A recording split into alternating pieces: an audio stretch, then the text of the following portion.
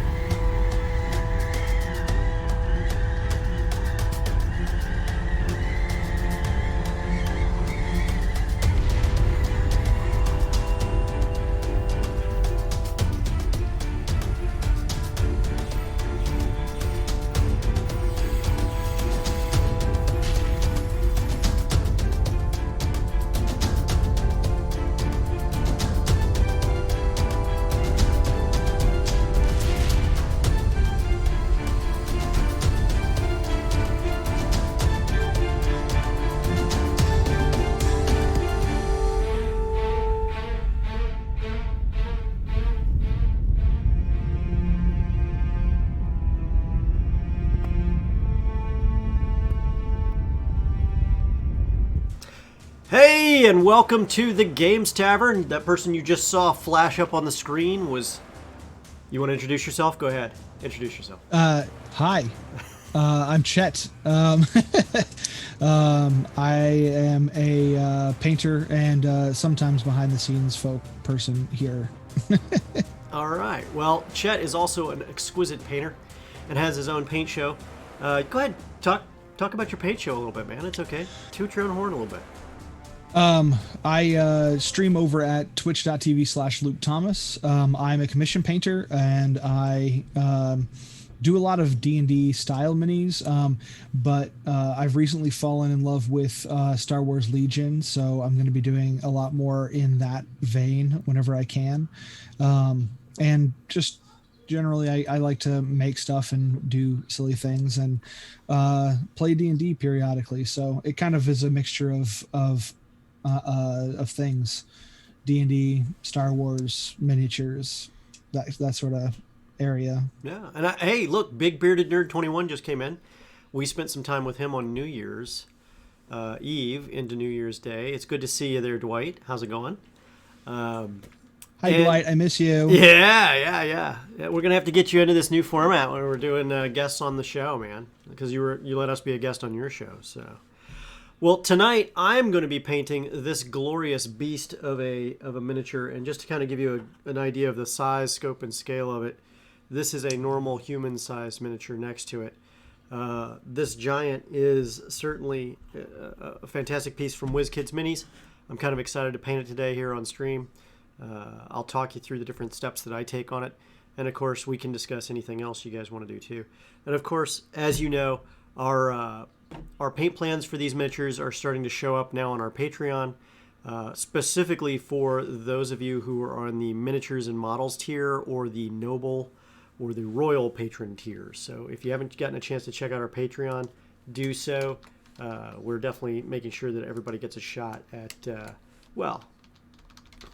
checking that out and getting some extra time for it. But of course, watching it today, you're going to see firsthand how we do all these things. So it'll be really cool to do that. So anyway, back to getting now the painting. Oh, look, Lost Polymath is here. Good to see you, Lost Polymath.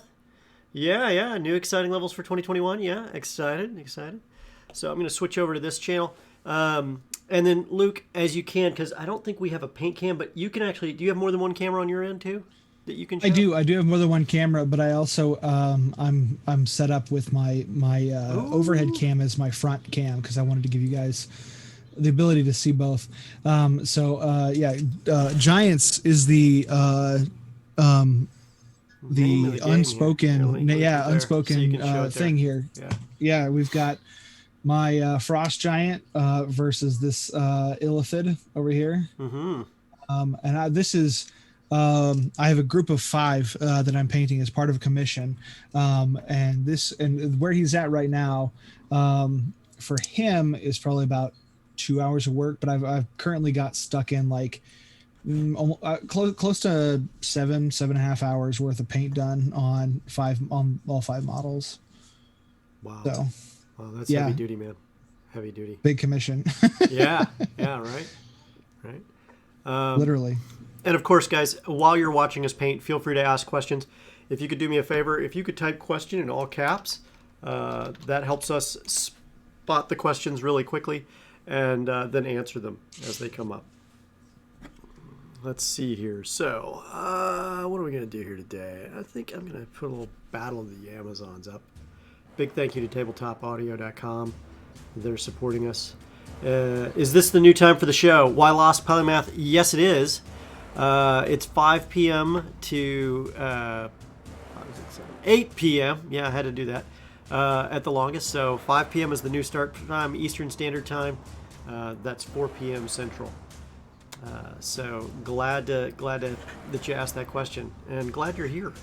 So, okay, guys. So as you can tell, this miniature is massive in size, scope, and scale. And what in the world? Hold on one second here. We got to do some adjustments.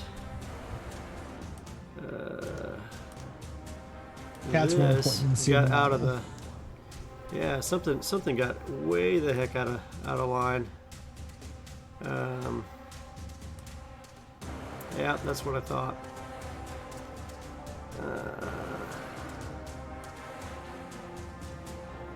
And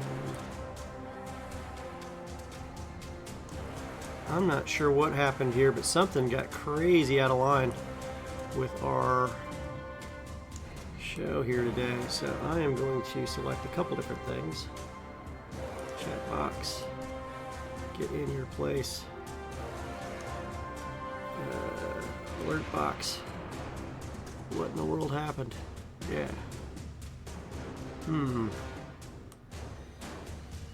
Alert box is in the right place.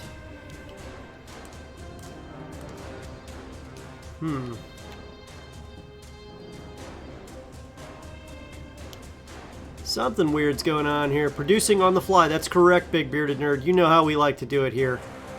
We are all about just going crazy here with producing on the fly. I don't even know why half this stuff is out of order. Huh. Let's go to studio mode so you guys don't have to see all that obnoxiousness. There we go. I'm gonna just bring chat box back into line here.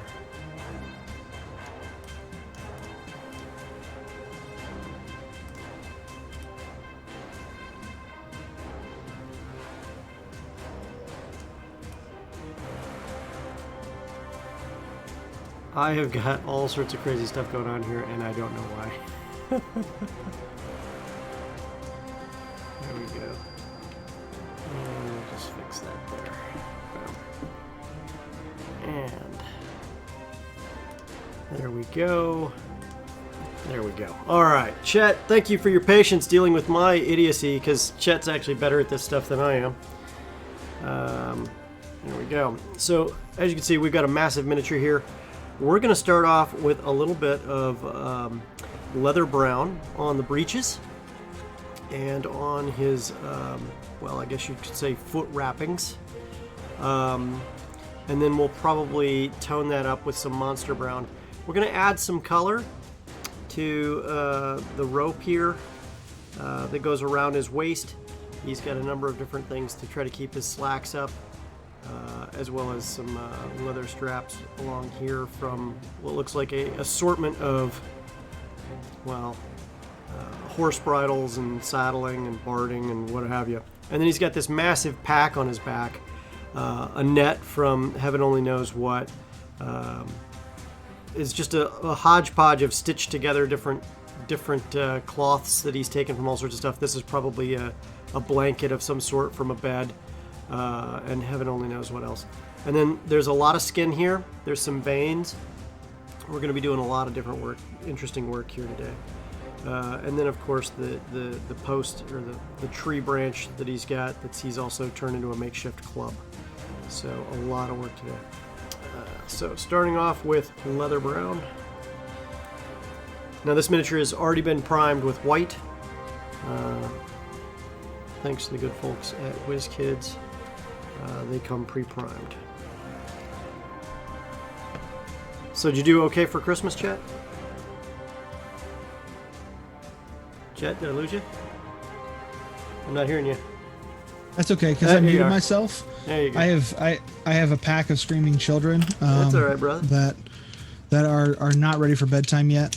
I mean, it's not quite bedtime, but you know, time to chill out for a bit. But yeah, no, I didn't do half bad. My wife got me an iPad, which was fantastic. And I kind of came across kind of an entirely new desk setup. The only thing I didn't get replaced was my keyboard, which I was like, well, maybe I'll just grab one. So I'm looking into a new mechanical keyboard. But I got new stereo for the computer for mixing, new headphones, new mouse, and yeah. Oh, and models. I got. Well, this is a small section of my models that I got. So at least some Legion stuff, some Bandai. and I've recently fallen in love with um, these little boxes from Bandai, from Star Wars. What scale is that? These, I don't even know if they're listed as a specific scale, because if this turns into this. Oh wow. So they are very, very tiny. And I got a few of these as well. So this is the same box model. These are supposed to be a comparable size. So I didn't think the TIE Fighter would be that big compared to a AT-AT. Yeah. And this is the ATM-6 from the new movies. Oh, smaller. It's supposed to be taller, but less wide. So I think height-wise, the TIE Fighters are pretty decently large, and this is the small. And you can see now, like, also because the set comes with one TIE Fighter and one advanced TIE, and you can see how small the advanced TIE is compared to a TIE Fighter. So I was like, it's a pretty interesting, but it's pretty cool scale. And so I bought a few. Once I got a couple of these for Christmas, and I went out and I looked for them, and they were all on sale. So I was like, I'm gonna buy a bunch of stuff. Yeah. And I've got some plans for those. I'm rebuilding a lot of the interiors on my computer here soon, so I'm actually going to be putting together a little scene to decorate the inside of my computer. Hot. Okay. Yeah, it's going to be very imperial. That's awesome, man. That's totally cool. Yeah. I dig it. Green Bean Supreme, and I see that Closing Art also is joined us today. And hold on a second, let me say hi to him in chat.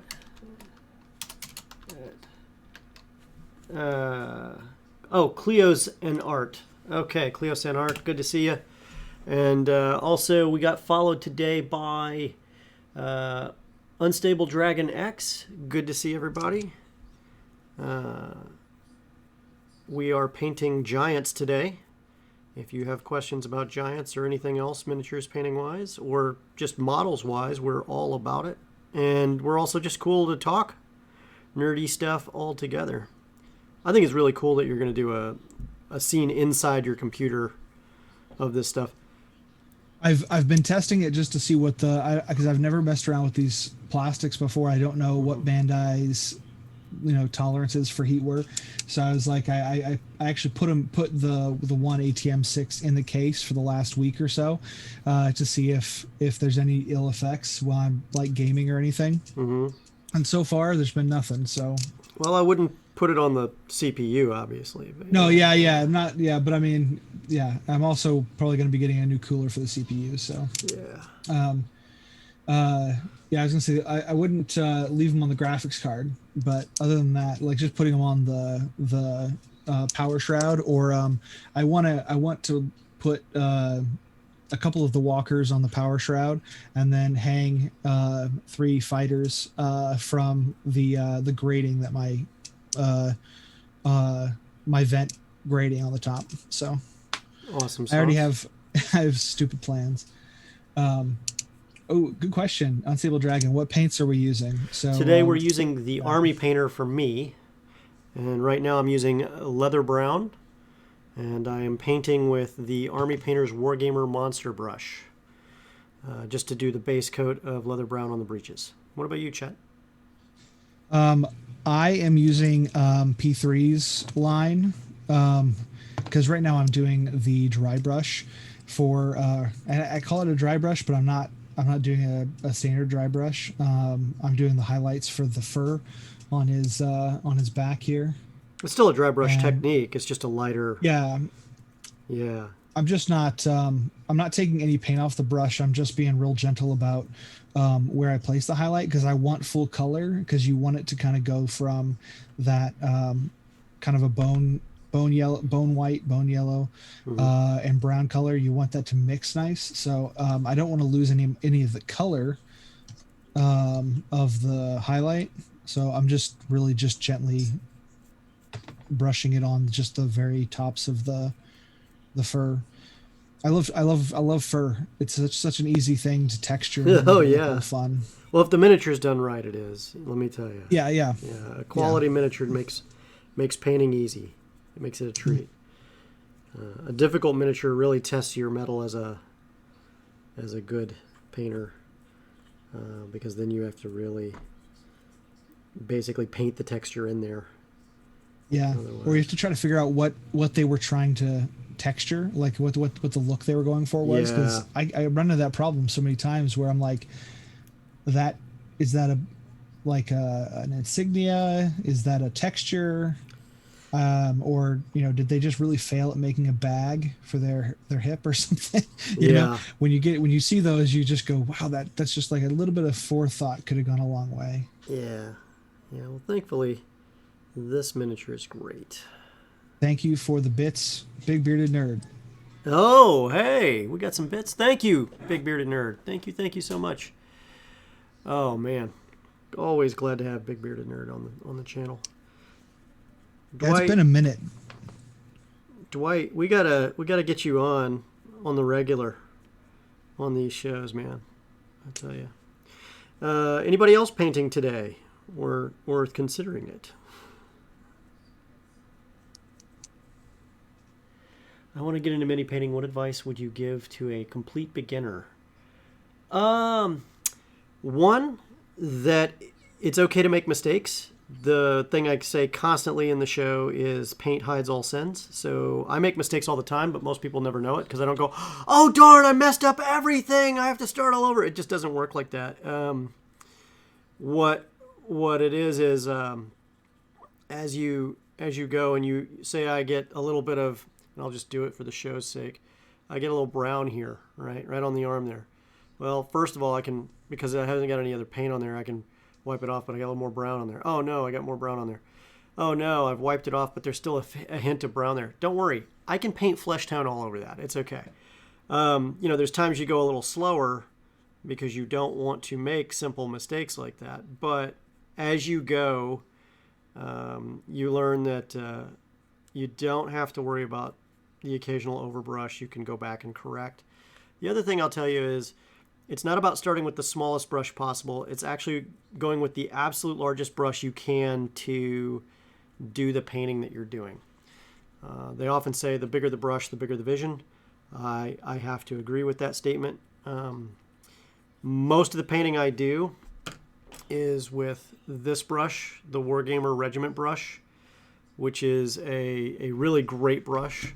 But, I do have stuff for, like, say, the detail brush by comparison. Now, this is the Regiment brush, and here is the detail brush right next to it. And then I have another one called the Precise Detail brush, which is even smaller.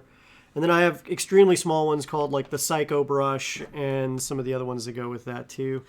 That Psycho brush, like... Yeah. That Psycho brush is like 2 hairs. Yeah, like... but, and you don't paint thick paint with it either. It's always continuous, never-ending, very thin paint that you're running on that brush. And that is my first advice. Yeah. My first advice. So you can use pretty much whatever paints you want, whatever you can afford. However, learn to dilute paint. Yeah. It's a really simple process. You don't need to be really specific with it. Like, you don't need a specific dilution medium or anything like that. Water does a fine job, like the vast majority of the time. Basically, as long as it's not, Flint water, you're probably okay. But like, if it's safe to drink, it's safe to paint with. The thin paints allow you a lot more room for error. You don't obscure detail, none of that stuff. That's a big deal. Mm-hmm. That's one of the reasons why I specifically like P3 is that I would prefer to be able to just take something out of the bottle and use it uh, wherever it makes sense to do so. And I've only been able to really do that with P3. I've not had everything else is too thick to use straight out of the pot, no matter what it is. Um, I like to be I've able had to some luck. thin to my needs. Yeah, exactly. Well, and Mm. like right now, I'm doing this kind of dry brushing technique, so you really don't need that thin of paint. And honestly, well, I'm using white. White, pretty much any white can use some thinning because it's. You'll find out as you paint that different colors, the pigment they use to get those colors has different effects on how well it goes on a model. And white is always the clumpiest. I don't know why. I can tell you why. In order for white to work, it's one of the larger pigments. Yeah. So that's why. Red, for example, as I was discussing with Dwight the other day, is one of the smallest pigments, which is why, like, even in house paint, like if you're painting a wall, if somebody's got red painted walls and you know you're going to cover them, you're going to be doing a lot of coats because red is a small pigment, so it shows through the other pigments fairly easily, and it's very difficult to cover uh, other things with red paint. So you tend to actually have to do like 3 coats, whereas everything else would be 2 coats when you're doing red paint. Just an example of pigment size. The other thing that, so when you're talking about paint, hold on, can you start out with basic cheap acrylics? Would you recommend investigating better colors from the starts? Well, I don't know about the colors. I will say there is a big difference in terms of paint quality, um, and and and good and bad. Now there's stuff like craft paints, which are great for terrain and stuff like that, and I've used certain craft paint that is unique for very specific roles, but I have to water it down very thoroughly. I have to mess with it a little bit before I put it on a model to make sure I know what I'm dealing with, stuff like that. Purpose made That's for miniatures painting paints, usually a little easier to work with, a little more forgiving. Um, and it's really a time yeah, consumption issue. How much time do you want to spend uh, watering down paint versus painting? yeah, And that's when I buy paint now. That's more of my thought. Again, I'm painting though. Like I said, I'm thinking of how many tens of hours do I have to spend on this set of models. So those 5, 6 minutes of watering down a bunch of different paints makes a big difference for me long term. yeah. Time is money in terms of that stuff too. The other thing But if you're is, you know, with paint, there's a couple things you need to understand. There's the pigment, which is what provides the color, and then there's the suspension. And the suspension is the liquidy goop that makes the paint, liquidy. Because most pigment is actually like a dust, right? So if you like ground down some chalk, for example, you'd get whatever color that chalk is, and that's a pigment color, right? Um, old old historical blues were actually made from lapis lazuli, which was ground down, which is a bright, vibrant blue, which is a ground down stone out of Afghanistan, and that's why the only people who could get it were who had blue were royalty in many cases because it was very expensive to get and very expensive to maintain. Some inks and blues in certain religious texts were also the same thing. It's what it is. So the suspension fluid in the paint is going to determine a lot of different things. The viscosity of the paint, it's going to determine the speed at which it dries, so on and so on. So different things create different effects. I will say that craft paint takes longer to dry as well. Now, sometimes you want that extra working time and sometimes you don't. I can tell you that I typically don't want super long dry times. I want shorter dry times if I can get them, and go from there. The Army Painter, Games Workshop paints, P3, for example, they dry at about the rate that most miniatures painters want to work with. And you can prolong that through the use of a wet palette. You can, obviously use Floqual. Example. Yeah, water. So you're using a wet palette right now, as an example. Yeah, so I have mine out because I'm going to be needing it soon. But yeah, and no problem. Glad to help you. Do we ever use airbrushes? Yes, on occasion. I have a couple spots that will become rust damage in the final product. Yeah, exactly. Um, do I ever use airbrushes? Yeah, I've used airbrushes, and for a lot of stuff, it's absolutely worth it. In this case, part of what we're doing is showing people how to paint with a brush. Airbrushes are a completely they're a beast of their own. Yeah, it's a great way to paint, and it's a great way to paint a lot of stuff very fast to an extremely high detailed stuff. And there's stuff you can do with an airbrush that mimics a lot of real life painting, especially on modern miniatures like armor, tanks, the whole ball of wax down the line there. So certainly it's not something I shy away from. But I will say this, it becomes a lot more expensive. And also, if you're going to do an airbrush, you're going to spend at least $600 or more for a good setup, unless you want a really noisy air compressor and everything else that goes with that. So just a heads up. Yeah, I bought a really simple, I bought a good brush and a really simple air compressor. Yeah. Primarily because I really just use that for priming. Mm-hmm.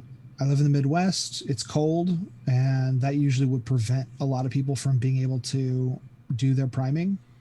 Mm-hmm. And so I found that the least time-consuming option for me is to set up the air compressor and all that out in the garage and get to some priming. Yeah. Make sure you also have a good water trap on it too. That's huge. Yeah.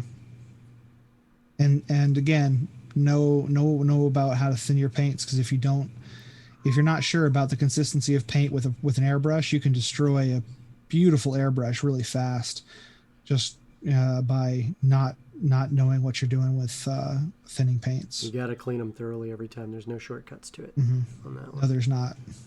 Yeah. Been there, done that. Yeah.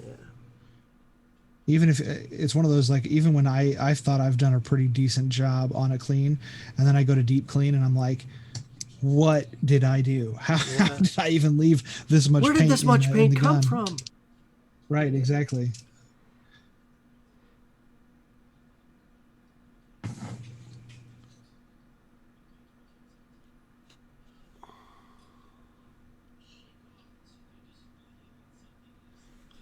The amount of horses that must have been stripped of their harnesses to build this belt, I can only imagine. Well, it is a delicacy, right? So. Well, they have been known to put them on spits. These giants are no fools, and they're very hungry all the time. I like horse. It tastes delicious. You can see I've already got a lot on there. And you can see also some areas where I've made mistakes. You can see little splotches of brown somewhere off of the leather harness in some cases. And guess what? I'm okay with it. I will be hiding all of that fairly quickly with the flesh tone when I paint it on there. So no worries. I think the flesh tone was the thing that took me the longest on these guys. On your giants? Yeah. So something I found out early on, because I made a mistake early on in my assumptions about painting, and that was that it's a bigger model, it'll be easier to paint. And so I started off with these Ettins that came with a board game, Descent. Oh yeah. Journey into Darkness. I paint the Ettins were my first attempt at painting, and I still keep them around. I haven't like painted over them or anything. I like to go back and see the difference. But I just slapped skin tone that I thought was appropriate for an Ettin or a hill giant kind of guy.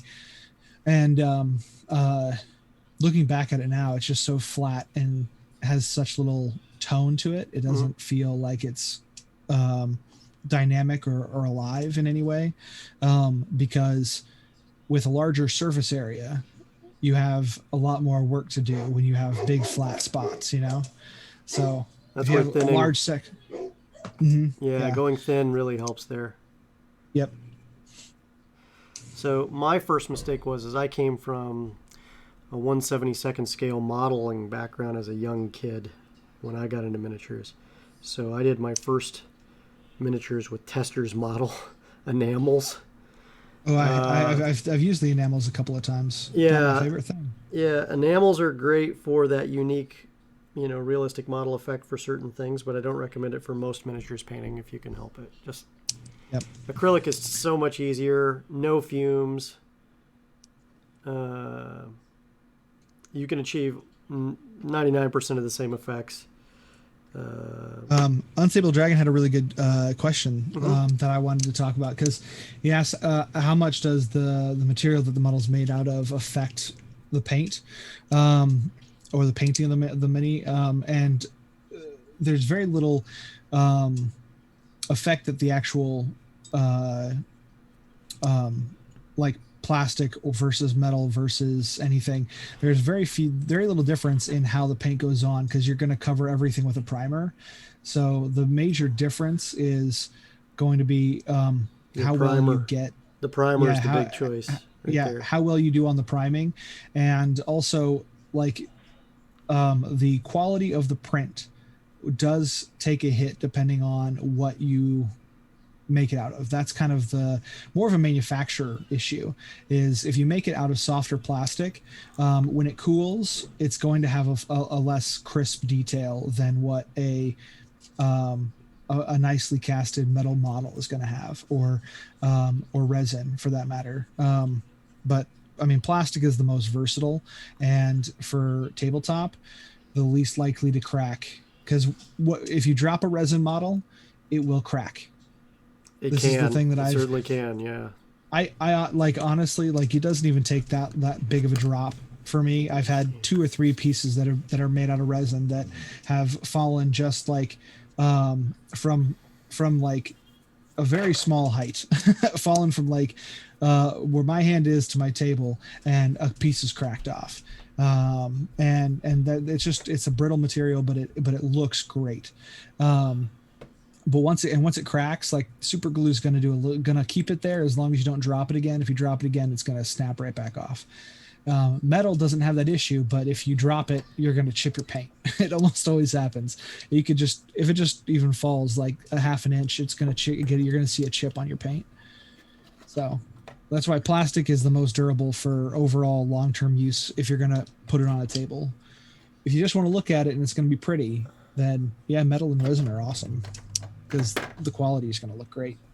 I think a good way to kind of demonstrate that is the plastic does have an impact, but that impact is purely based on manufacturer plastic choices and stuff like that. So, for example, this WizKids Mini right here is made after a specific type of polyethylene plastic.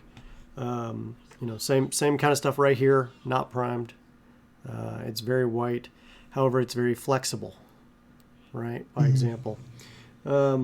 You also have this one right here, which is a resin model from a company called Forge World. There's a little flex, but not as much. And if I flex too much, it'll snap. It's brittle, but high detailed nonetheless. This one's already been primed in a brown. And then you have metal miniatures as well. High detail, a lot of stuff. You can bang it around. The worst thing you can do is dent it. And that's another possibility. And then you get into the polyethylene plastics that, say, Games Workshop makes. For example, like this one right here. And it's, very solid. It's unlikely to crack. It can, but it's unlikely to.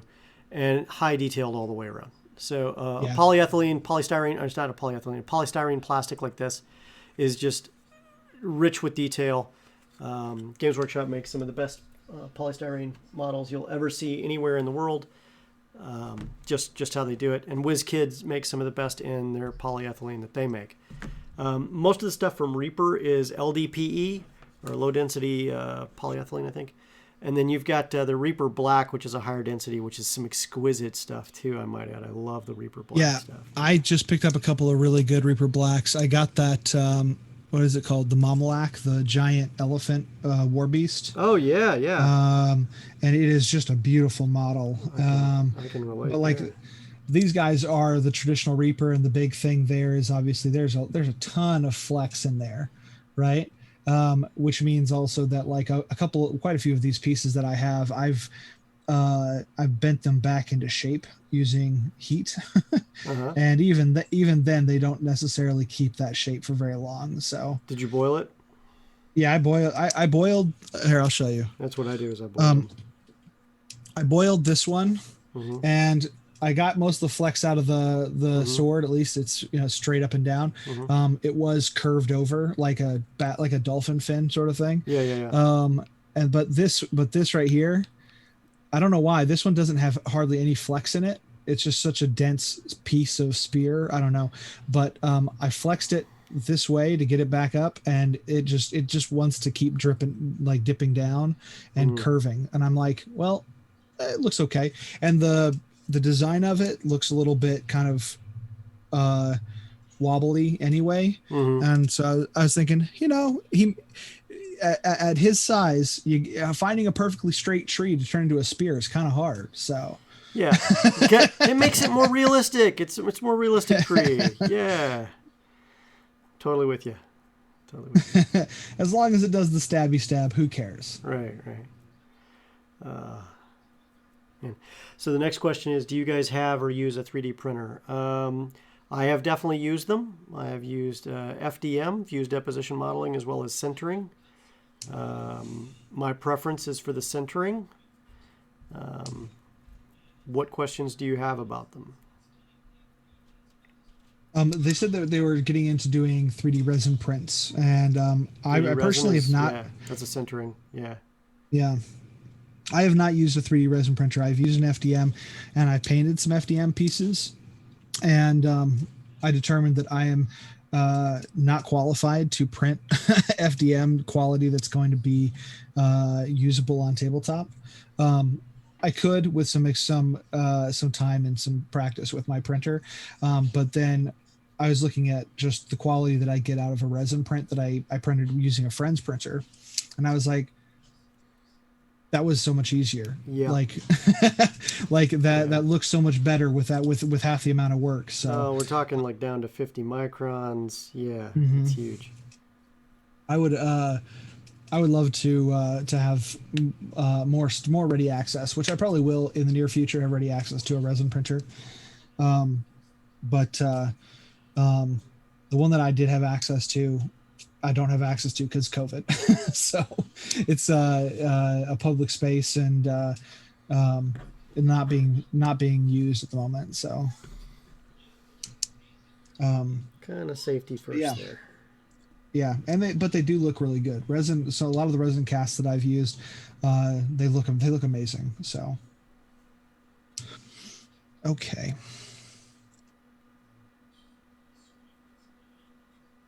Man, such great questions today from the crowd. Adding the supports. Yeah, I would say adding supports can be difficult. A little bit of manual along with the automated software that does all that, a big part of it, and then figuring out your slicing software too. And where are you getting your prints from? Because I know that my mini factory has been pushing and supporting artists that have print in place supports, because there's a lot of modeling softwares out there that now will allow you to do the supports in the file, and you can determine the best support locations and all that stuff.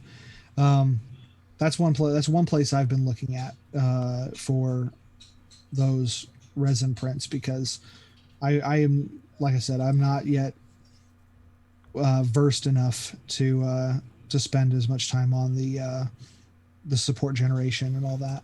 Do you guys know MZ4250?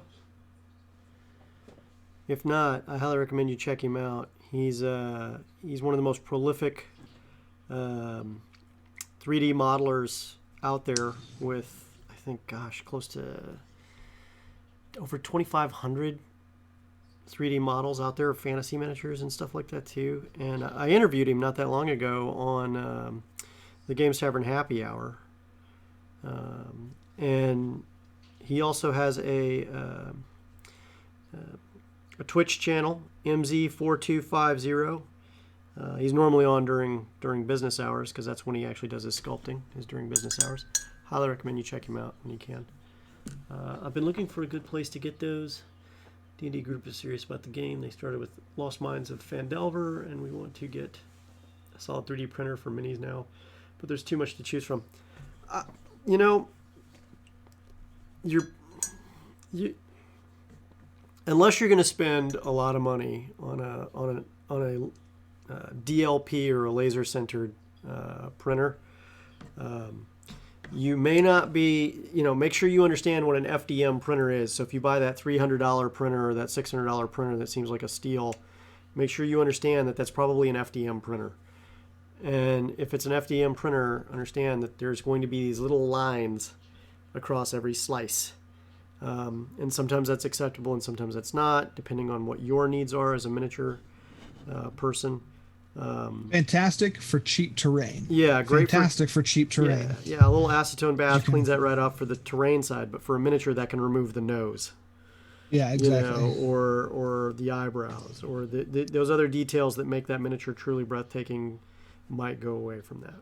So if that's not your thing, just be aware of that as well. So let's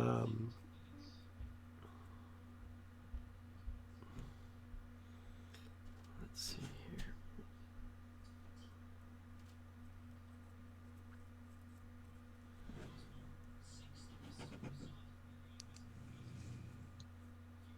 Yeah, I don't know about specific what you're looking for either, but I've used the a Lego Mars, the Lego Mars Pro, and I've from what I've seen, it's pretty good for if you're wanting to get into that.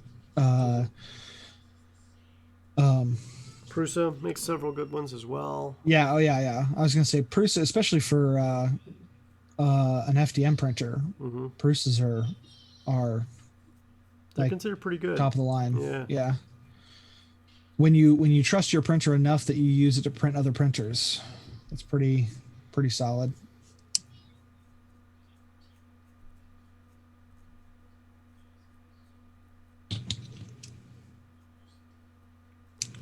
The other thing that you'll find out is that 3D printers do not print anything fast. No. So unfortunately, you're going to be taking a long time to get stuff done. But if you have the patience for it, at the end of a long time, you'll have a whole bunch of stuff.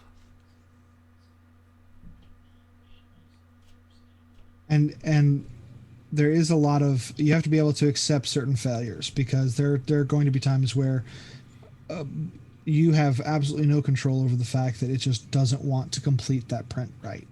Yeah. I've had that happen a few times where slips and everything falls off. Your extruder gets clogged. I had one where, my the nut holding my Bowden tube just popped out, like it gave, and so all of my I just had a floor full of filament, just that it is spewed out for hours and hours. No, it didn't melt it, so I was able to wind it back up. But I just had like half a spool of filament sitting on the floor, and I had to wind it back out, and it was just a super nightmare. I can only imagine the walking into that room and the long sigh that followed. Yeah, exactly. And that's another reason why I just like resin printers. Yeah. You don't, if it fails, you don't have as much cleanup to worry about. No. But you definitely don't just throw that stuff out either. It's toxic. No.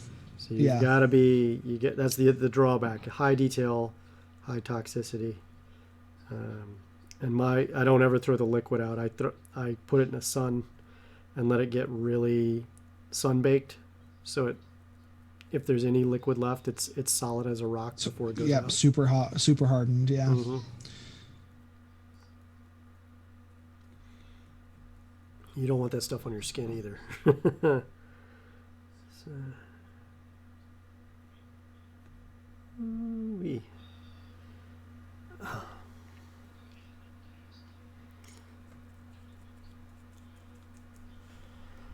Why in the world is that doing that way? Hold on one second here, folks. There we go.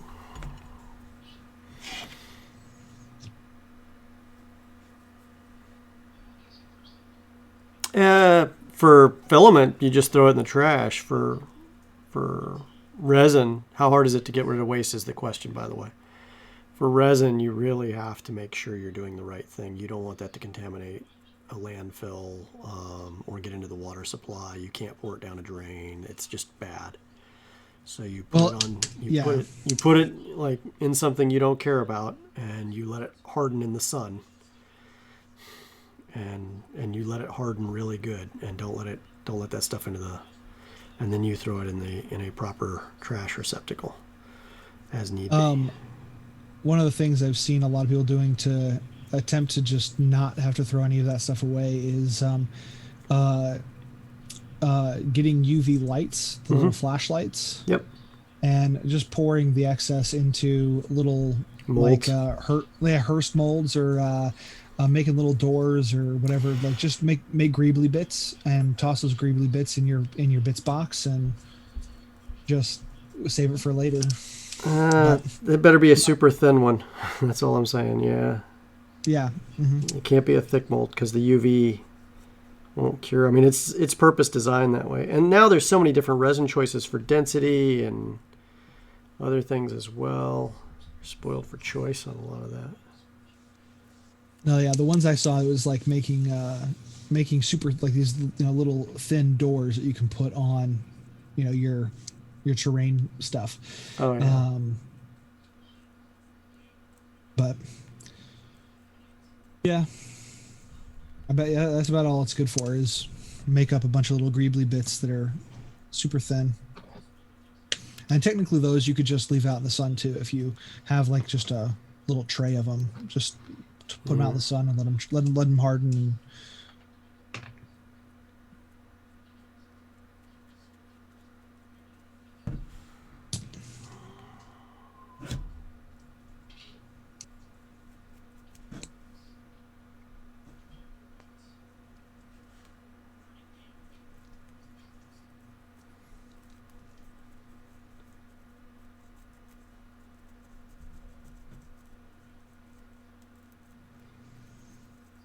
This is one of those times when you learn that sometimes it's okay to be messy when you paint.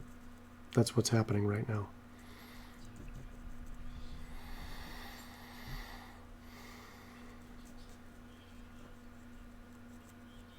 It also helps if you have like an order of operations for how you paint. It's something I learned a long time ago that I am so happy somebody pointed out, was like, it's a 3D model. Paint it like it's 3D. Paint it like you would, like with a 3D printer. You start at the lowest point in the painting process, and then layer up. And then layer up. Like, so most of the time that means skin tone. Like I usually am doing skin tone first thing, just to get it right. And then I'll do some of my highlighting and stuff for the skin tone, but not go too far into it, because then if you need to cover up a little bit, you're not having to, like wet brush or anything. You're just matching color, and then go back and go to the next thing, and then if you need to, come back and do touch-ups, and then do highlights and whatever else you're doing.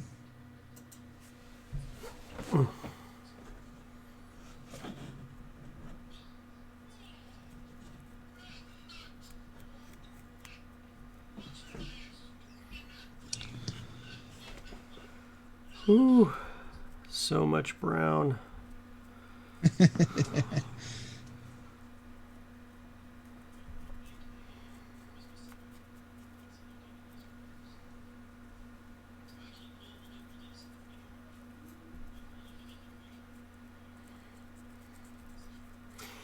The other thing I'll tell you is just because a color is named something does not mean it's good for painting whatever that is. So if you get something that's called like goblin skin, that may not be the color you want for your goblin skin. You No, know? that just is a branding term they use so they sell their own paints for their own models. Typically. Well, they also patent that color. Hopefully, that's what their other goal is that way no one else can use that color. Yeah. But Like it's like the pinkest pink. yeah, and the blackest black, Vanta Yep. black, yeah. Well, the guy who did the pinkest pink also came out with like black cubed or something. Yeah, because the guy who made Vanta black, from what I Yeah, yeah. understand, wouldn't let anyone else use it, so they came up with the pinkest pink, and they said anyone can use it except for the guys who made Vanta black. They're Yeah, not allowed to exactly. use any of this. And I was like, oh wow. That's the thing I think is interesting is that's also not a new thing. Yeah. Like painters have been fighting over like paint colors and mixtures and all that like for a long time because of the expense and the effort it takes to like come up with certain pigments. It is all about the art, my friend. Ooh, let's see. Do you usually paint one mini all at once, or do you paint layer over a couple of days? Ooh. I'm guessing that means are you saying like do a whole bunch of them? I will field that one to start. I like painting one mini at a time, except when I do have like five minis that are all the exact same, and then I batch paint because this is actually something I was complaining to John about earlier. Was I have five of these guys, and so I'm going through and I've actually got here I'll show you. So I've got this one pretty much done. All of his base colors are on there, and I just need to go through and do some of the highlight stuff. And then I've got this guy who is next to not done at all, but I did his skin tone and the base coat for all of his fur, because when I did the skin tone, I did everybody's skin tone so they all match. When I did the fur, I did all the fur because I was using all the same colors. It means A, you're not wasting paint, and B, you're not wasting time getting paint out and remixing it and watering it down and doing the whole thing. You can use all the paint you set out to use essentially. So there are some real advantages if you're trying to get things done quickly and you don't want to spend a million years, mixing and remixing and watering down paints. But I will say that like the downside is you do not have a finished product when you're done. You go through and you'll get done with 6 hours or something of paint time, and you'll look down and you'll go, wow, I did so much work, and then not a single mini looks finished or even close to finished, and you're like, huh. To put it in perspective, so there's a couple different things. One, I just want to show this real quick. This is where we're at with this miniature right now. We've got the brown on the trousers, his foot coverings. This is a leather brown, so it'll be a darker brown. And I missed a spot. Give me 1 second here. And what you'll find is this is the darker color. And so what I typically do is I go dark and layer up, or I go bright and I wash down, or both. So I may go dark, layer up, and then tone it back down with the wash. So when I go up, I might go brighter than I would normally and then wash it down.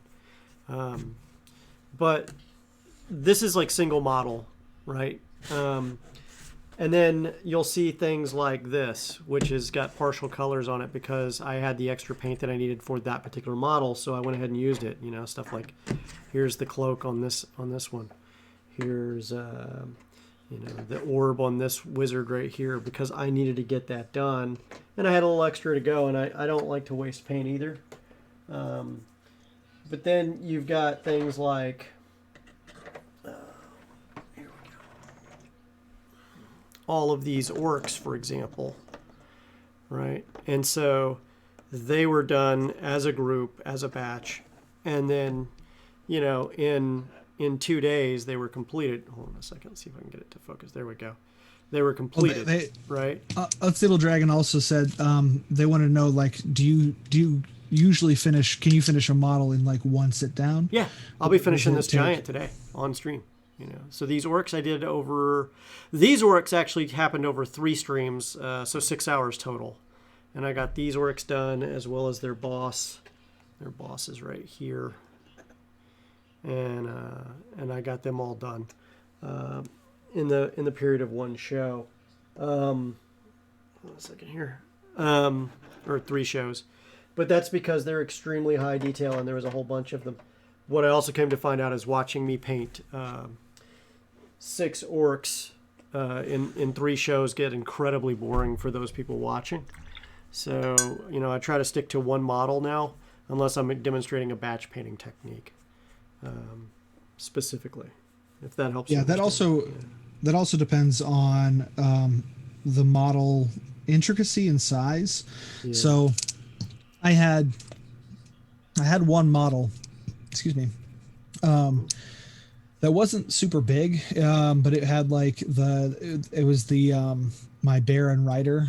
It's from Atlas Minis, but it's an armored bear with a dwarf rider, and it is a beautiful resin cast. Like, it's one of my favorite models that I've ever painted. And the level of detail was high enough that it did take me probably 3 streams so to get both the bear and the rider all the way done. Although it wasn't as large as these guys, it did definitely take me a little bit more time because of the intricacy in the model. There's a lot of really great, fun added details. So I think that's kind of a quality issue as well. There's kind of a set idea for a lot of painters on whether you're painting to a tabletop standard or you're painting for art, which is they're very, very different. If you're painting for a tabletop, I know that all the work I do is going to end up being covered by a varnish to protect the paint itself. So I try to keep that in mind when I get into the nitty-gritty details, that some of my little additions might get lost in the process. But also it needs to look good from 5 feet away. It needs to look really good and pop out on the table, which is a little bit more important than how it looks right up to your eye. So if I spend an hour painting the face and nobody's ever going to see the face, it just doesn't make a lot of sense to go into that detail. So it gets into kind of standard. The 2 foot standard. Yeah. Exactly. And what the 2 foot standard is flat out, when we're sitting here at the table, most of the miniatures we look at are going to be, about 2 feet from our face, right? They're going to be on the table doing whatever it is they do. So unless you're looking at a centerpiece model, for example, that, may be something you want to show off on your tabletop, then your big bad, your hero, but then you've got also, paint jobs that you can do, like this dragon right here. I did this one live on our very first stream. I did this live, and the only thing I did before the stream was prime the model. That was it.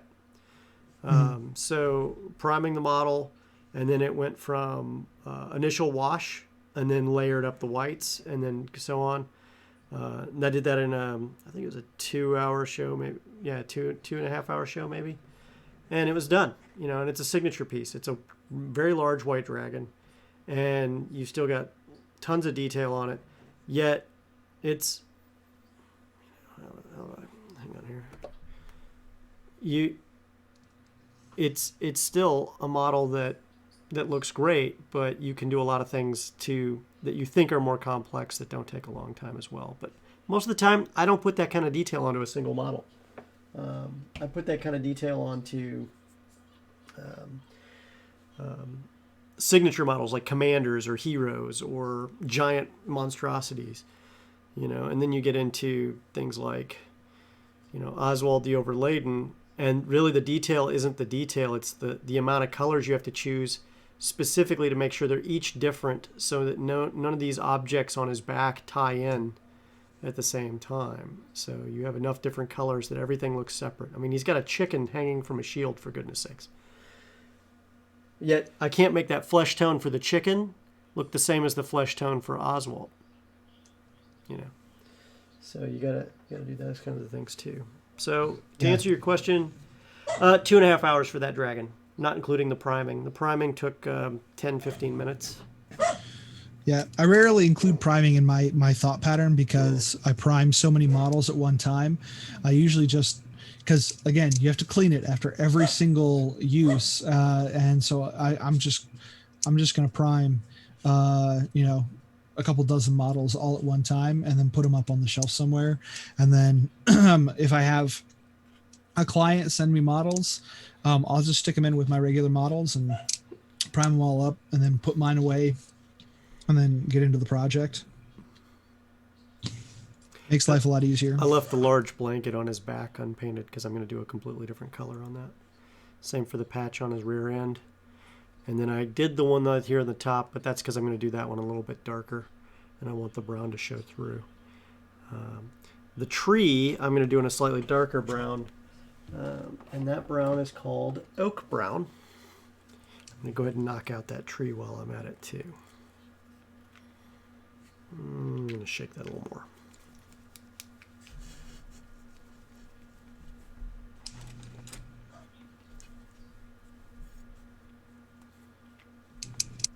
Ooh, definitely need to shake that a lot more. Great questions, everyone. Let's see who all we got with us still. Josh Dean. Josh is watching us today. Okay, Josh from from the Velkin Weave. Awesome to see you. Let's see here. Who else we got? Smart. Yeah, all our favorites are here.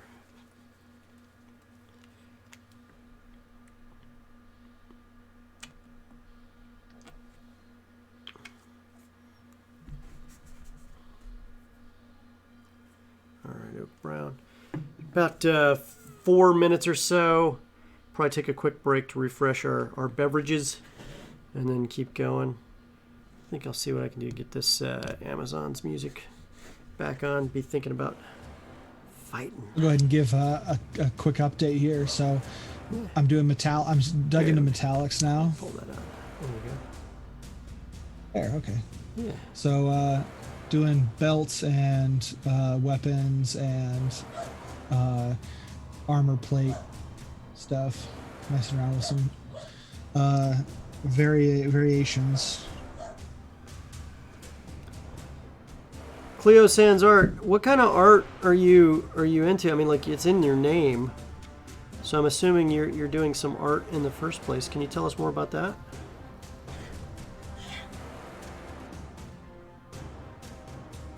And you too, Unstable Dragon X, if you've got any art projects you're working on as well, I'd love to hear about them. And anyone else who I haven't talked to in a little bit, feel free to speak up. I don't know if Big Bearded Nerd's still out there, but if he is, we love you, Dwight.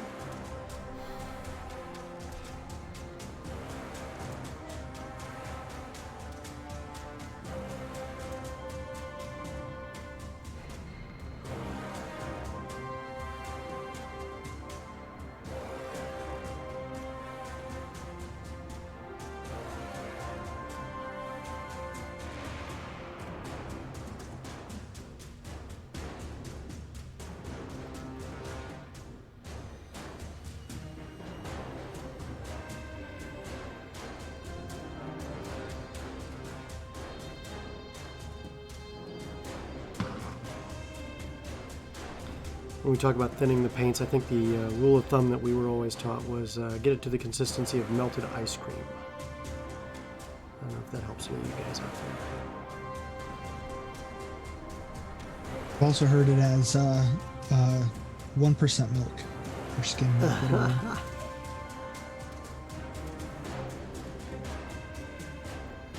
I don't know about you, but my ice cream is not 1%. No, typically not. That's also more of an airbrush technique, I guess. Yeah. But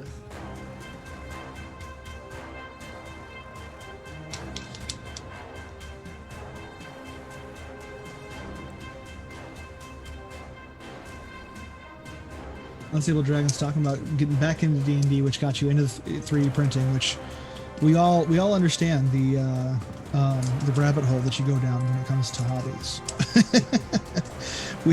we've all fallen and we can't get back up. Just don't paint them all. Yeah. If you paint them all, you die. Yeah, if you don't have at least a relatively decent pile of shame, you're not doing it right.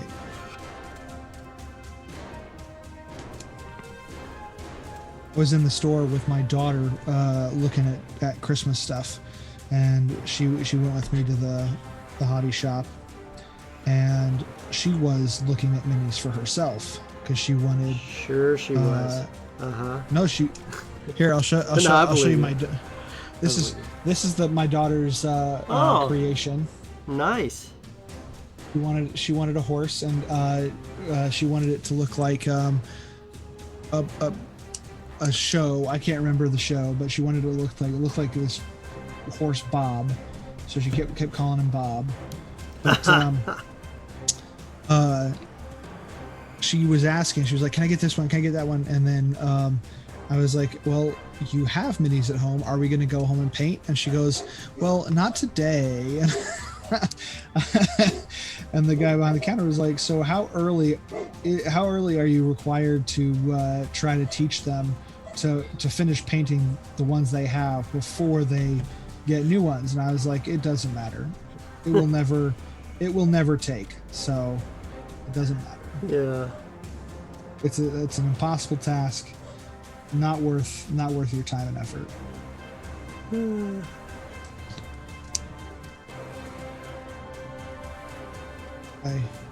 I can't even think of the last time I didn't have a mini project in mind, or 20 or so in mind. Well, I'm still working on miniatures I've had for years. Literally years. When I used to work at a bank before I went freelance, so to speak. Mm-hmm. There was a diner down the road that I would go to for lunch quite often, and one of the guys who was a regular in there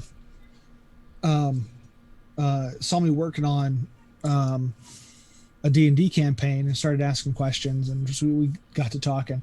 And he's in his early 80s, and he has been painting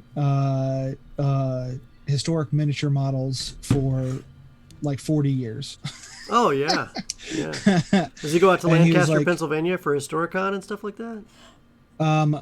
We talked about a couple of cons. He used to go out to a bunch of the cons, Gen Con and whatnot, and he said there's only like 2 historic ones anymore, and it's not worth the travel time because it's too much. But he's retired and he still can't get through all the models.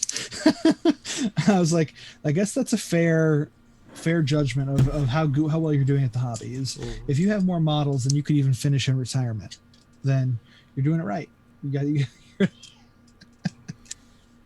I was like, that's insanity, the amount of stuff he's got. I also have to, I give a lot of props to the guys who do historical stuff, because they do a lot more research than I do. Well, they have to have some kind of accuracy that we don't in fantasy. Exactly. Yeah. And I do a lot of the modern historical, like ultra modern games and stuff like that too. So, a lot of my stuff has to be accurate also. Like doing multicam or 3-color desert or chocolate chip 6-color desert and all that other garbage. I have to do all that too. I feel you. Cleo's an Art said that being retired and having time is a myth. Oh, and I believe you. I've been a stay-at-home dad for 4 months now, and I've never had such little time to myself. I think it's great. You get up, you consider whether or not you're going to wear pants that day. Because when you're retired, you don't have little kids in your house anymore, except grandkids. And the thing about That's true. grandkids is when you're done, you can give them back. Yeah, I mean, like, well, I had a little bit of time like there where my kids were able to go to school. We decided to adjust that, but for a little while there, I was just taking care of them before and after school, and during COVID days or e-learning days. And even with that, like, I couldn't get anything done just with the amount of stuff I had to do just to, around the house.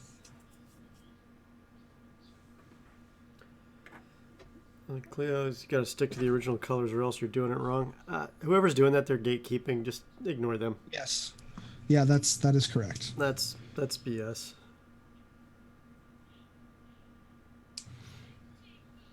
This is a hobby, so if you're having fun, then you're doing it right. Yeah. And really, the only judge you should be worried about is yourself. Like, if you're happy enough with the model to move on to the next one, then that's cool. Unless you're doing it for commission, and then you have to be very worried. Then you have to make the other person happy with the model. Yeah. But that's a choice you make also. Yeah. I can see where people get burnt out on doing commission work, but I've enjoyed it. I've had a lot of luck in that. I've met people through kind of all being in the same boat. A lot of my commissions started right around the time that everything shut down. And I met some people through the conversion of a lot of these in-person events to online events. And, people were looking for an outlet to paint and do this in person is what a lot of people end up doing, but they couldn't this year. And so I was hosting some paint along sessions with people doing this sort of thing, and met some friends that way who were then like, I like painting, a couple times a year, but they're like, I'm never happy with the quality, like that I want to put it on my tabletop. So we started talking about, painting up some of the pieces in their library. And I mean library. This guy's got a lot. Their catalog. Walls. Their catalog. Yeah. Where in the world did I put that there? That's not the one that I was using. Mr. Paint.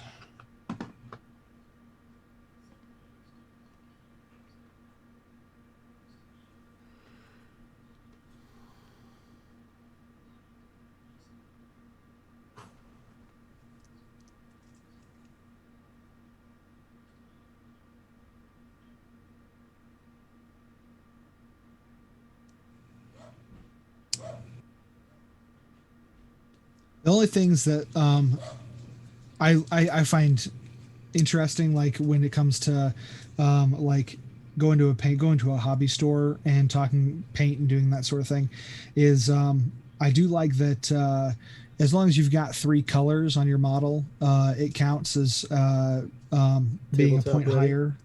Yeah. That's my consideration, because it is more fun to play with a painted army. If you don't have a painted army, you still play, but I like the stores where you get a bonus of some kind, especially in like something like as silly as with paint it red, it goes faster, like 1 inch faster. Red ones go faster. Yeah, exactly. Yeah. Yeah. When it's something as silly as that, like it makes sense. It's just it's a fun thing, and it doesn't affect how anybody plays the game. It's just an encouragement to try and paint the models, or even get a group together and do a sit down and paint, because that's one of my favorite things to do is get a group together.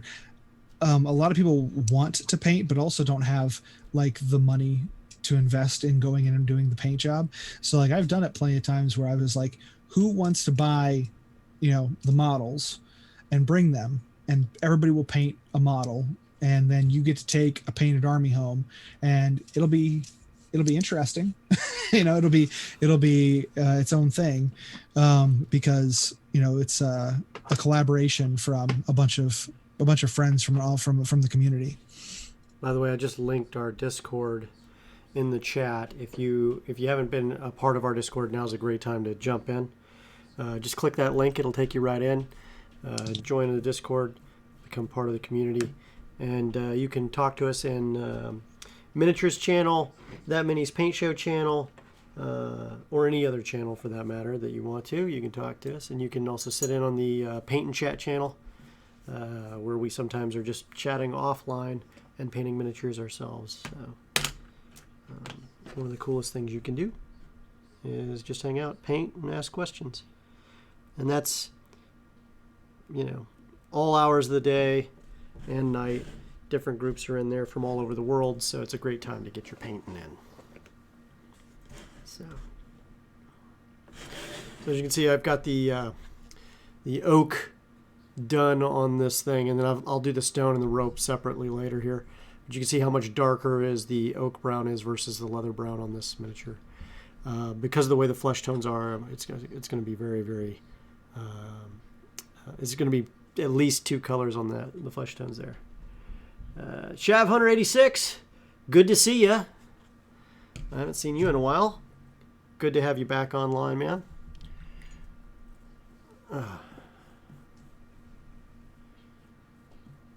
And Moonrose 87's here too. Oh my gosh, we're getting some great folks in tonight. So awesome to see you guys. Hello. How is everybody doing? So you can see the giant is now got his browns on, and from here we then start moving up into the flesh tones, and then we'll tone it up from there. So I keep wanting to, but yet avoiding the making a bring me my brown pants joke. But fetch my brown pants. Oh. Well, that's the thing. So like with giants, I did the same thing with this troll. There's some soiling in some key strategic places because they're not very clean.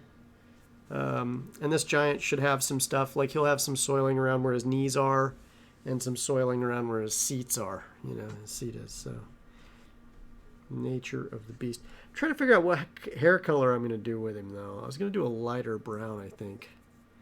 Go with like a near white, like a blonde almost.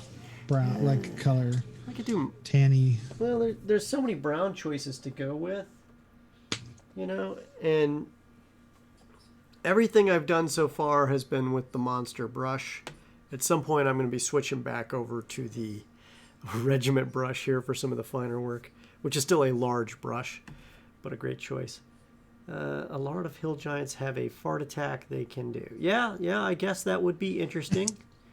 If you've got some details on that, I'd love to see that rulebook thing. I'll leverage it. Let's see here. We had a running joke with started with a gibbering mouther, but I had a character who, she's a frontline fighter, and a lot of things have bite attacks. Mm-hmm. So she happened to get grappled by a giant and then bitten, and it actually knocked her out. That's a bad day. And I was like, so you were in the process of being eaten by a hill giant.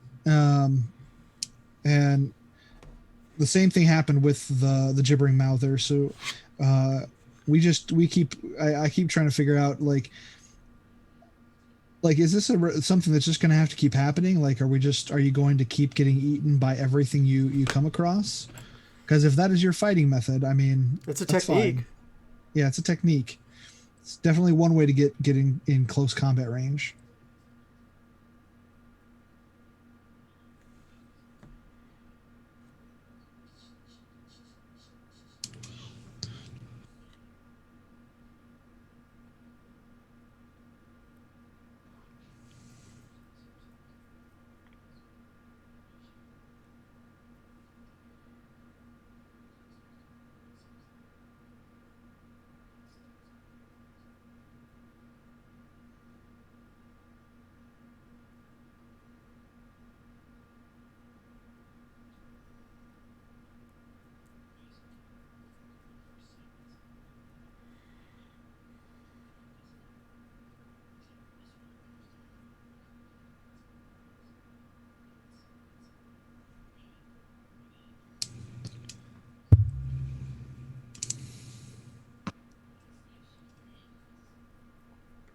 any tips on painting translucent minis? What are you trying to do when you're talking translucent? You're talking like minis that are invisible, or minis that Or have like a spell effect going on, or what are you talking about? That's an interesting question, but I think there's some more to that. yeah, I was gonna say my only example would be the Whiz Kids uh, cube, the Gelatinous cube? gelatinous cube, Yeah, which I I don't mean paint. it was just green ink. I don't even use a paint. I mean, you could water down a paint, but like um, I've got my some suggestion, examples. yeah, I was gonna say my Hmm. suggestion has been Citadel and a couple of other places make technical paints that include like a um, almost like a gel finish. I like that. It usually has a really thin consistency, but it also, when it dries, it leaves a little bit more of a gloss to it. And I pretty much anything solid, like miniature wise, a gloss doesn't work super well. But for an ooze or anything that's supposed to be kind of shimmery, like glossy, actually helps quite a bit. I suppose it also depends on the technical paint because there's more than one kind. Yeah, So yeah, yeah. Look into it, but elementals, uh, crystals, stuff like that. Okay, so for air elementals, I wouldn't paint them. Leave them clear, mhm. unless if you're really feeling feisty. Um, there's a company out there. I think it's I forget what it is. They make a gray wash, which is highly unusual. Um, for water elementals, a blue wash usually does just fine. Um, earth elementals usually aren't translucent, so it's a non-issue. Hang on one second. I'll grab some stuff with some translucent stuff that we put some magic onto, or some paint onto, or washes, so you can see some of the effects, and you tell me what you guys think. Right back. Feel free to talk, Chet, because I'm going to be stepping away from the camera here. I'll make an attempt. Right now, I'm just adding a lot of metallic. There are many situations where I would use a non-metallic metal, but um, I actually really like how I've got a lot of different types of metallic, so I kind of like how the different colors and whatnot are playing together. But um, got a little bit of the gold on the belt, different gold for the outline on that, and then a brass, and then that's going to receive a wash to add a big amount of dinge to that. Oh yeah, LEDs is a smart idea, Chef Hunter. That is a really good idea. Adding an LED to the bottom would give you a light effect, which, yeah, the hard part is making it look like it is lit from the inside. Um, what I have done in the past is done like a hand highlight, essentially. So, um, like a lightning bolt, I did with I have a uh, blue dragon that has the lightning bolt coming out, and I actually did a white line on either side.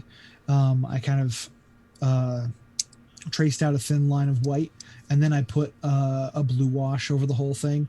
That thin layer of white, when you're looking directly at it, makes it look like there's an internal glow a little bit without washing out all of the clear bit. So, um, yeah, it's kind of perspective, but it works to kind of make it look like it's lit from the inside. Anything else, light it from the inside, and it'll look it'll look the right way.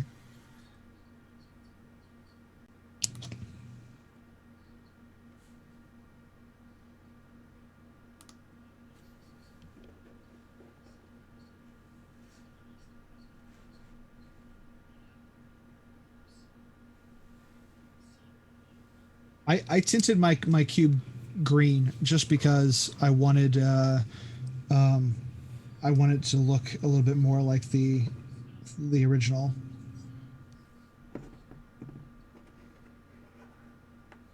You can still see through it just fine.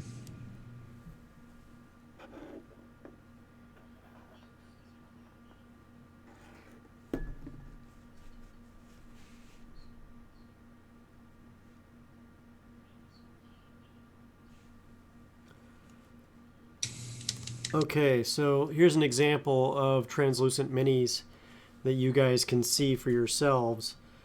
What you've got here in the middle is the translucent mini from Reaper, which is just considered an invisible rogue, for example. And it's a fantastic miniature. There's no point in painting it. Leave it translucent, leave it like that. It creates that cool, translucent, invisible effect for your tabletop. It's fantastic. Then you've got this one, which is from one of the familiar packs from WizKids. This comes completely translucent, except for the base. It's this one. There is a internal like skeleton-like structure for it, and for that we did an ash color for the skeleton-like effect, but we washed the rest of it in a dark green. And then finally, you've got this cloud-like spell effect that comes off of the halfling miniature. And all we did was wash that with a deep, rich purple once, and that created the effect that we needed for it right there. So that's all we did. Those things help create different translucent effects depending on what you're trying to do. But they started out like the one in the middle, completely clear. Hopefully that helped give you guys some insight and ideas as to what's possible.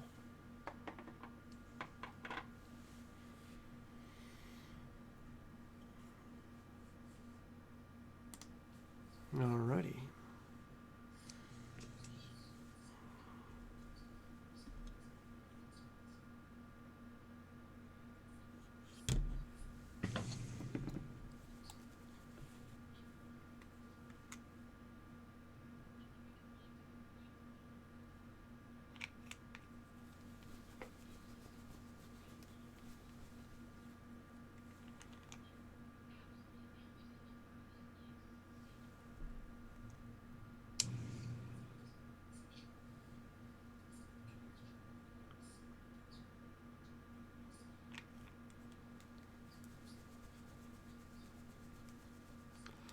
How's your giant coming along there, Chet? I'm feeling pretty good about him. Um, doing got a good portion of the metallics done. I need to do this base around his coat here. Just working on some of the little extra bits in here. My goal at the moment for him, I forgot about his boots. I need to do the armor on his shin guards. But yeah, my goal right now for him is just to get him to the point of base coated and a couple of highlights that I was working on. And then I'm going to do all my washes and stuff once I have everybody pretty done with. It's the last stage I'm going to get to, so...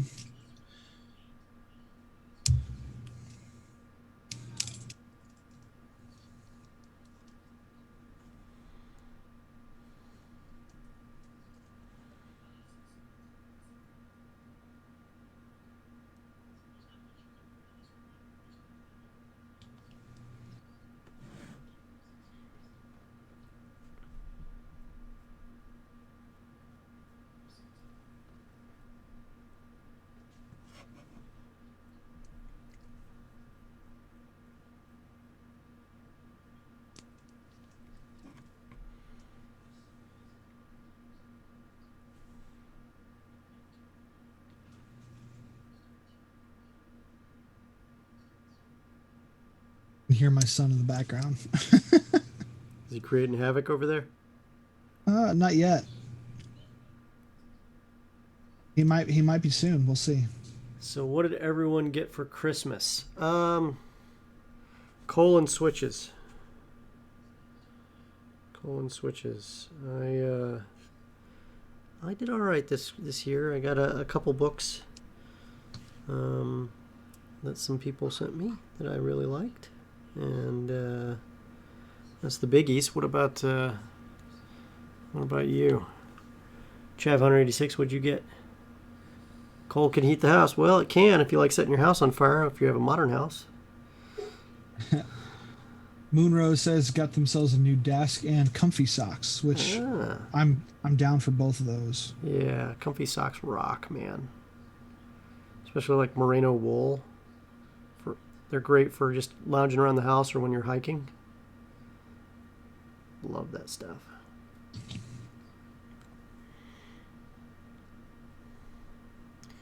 Moon Rose actually had one of her miniatures featured, as often gets featured during the breaks.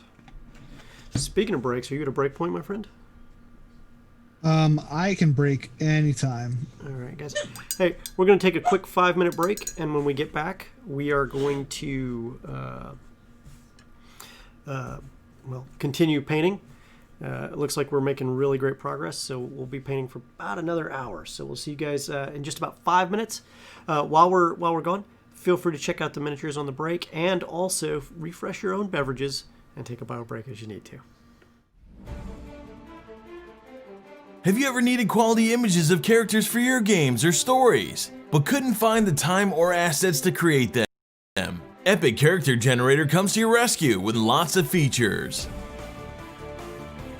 After launching the program, you can select a base character to start working on. Just pick a wardrobe and begin customizing it.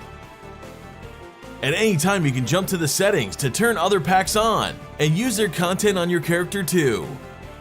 There are certain items which not always fit together nicely. You can use the toggle feature to decide whether these items should be on top or on the bottom. You can use the coloring tool to give your items a unique look. A few items can deform the base body in a minor way, and others can make huge changes. How about moving around some decorations in the background? Or even the whole character to find the perfect composition? You can save your character as a data file and load it back later to continue editing it. You can export your character as a PNG image with a background selected from the program, or choose a transparent one. You can use it later in any environment. So, have you crafted your first character already? Epic Character Generator, now available on Android.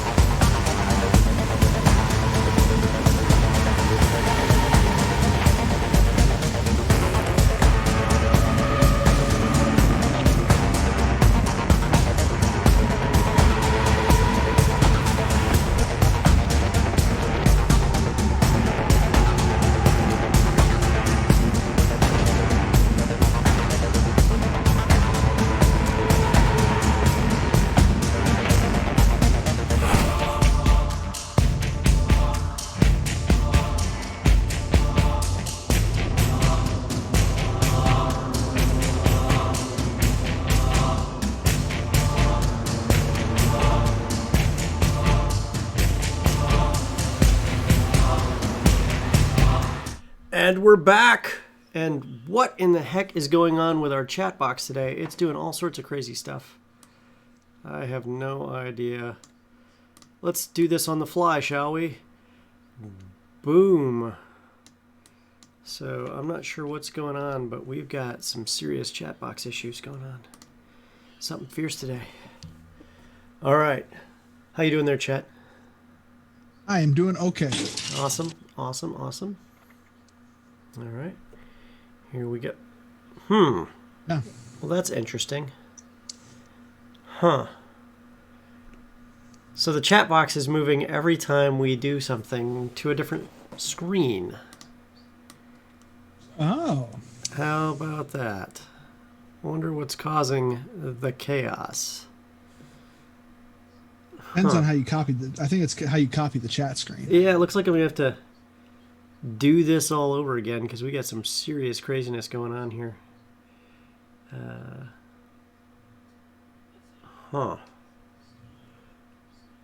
see here. Chat box.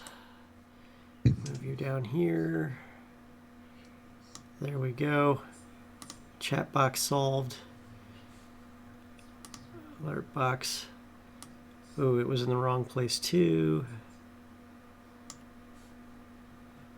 Subgoal and bits goal. Also in the wrong place for whatever reason. And not even showing in the right place. Oh man, it's just a jumbled up mess in there. Huh. Well, we'll just remove that for a little bit so that we're good to go. All right. That way everything looks right. Period. There we go. So, working the giant. Switching over to hair. I heard some suggestions for brown. I'm going to go with a reddish brown for his hair. This way it won't tie into any of the other browns there. Because one of the things, once you start using a lot of the same general color type, if you don't have enough variation in it, it won't look right. It has to look distinctively different where there's leather bits. I guess what's the word I'm looking for? What are brown potato sacks made out of? What is that? The terry cloth, sackcloth? Burlap. Yeah, burlap. Or just brown stains, so on. It can't look like your hair can't be the same color, or it will no longer look like hair. It'll look like you only had 3 colors. So one of the things we're going to do is we're going to use fur brown. Fur brown, let me show it here. Fur brown. And then using the regiment brush, I'm going to paint the hair in several coats.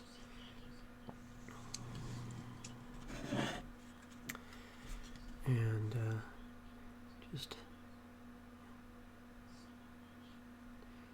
and I usually start in the recesses and then tease it out as we go. Especially when you're working with thin down paint. There we go.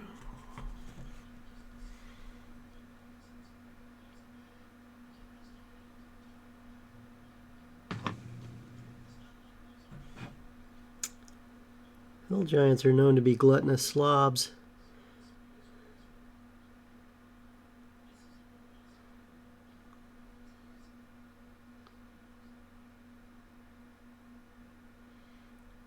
And they're not known for being the brightest of the giants.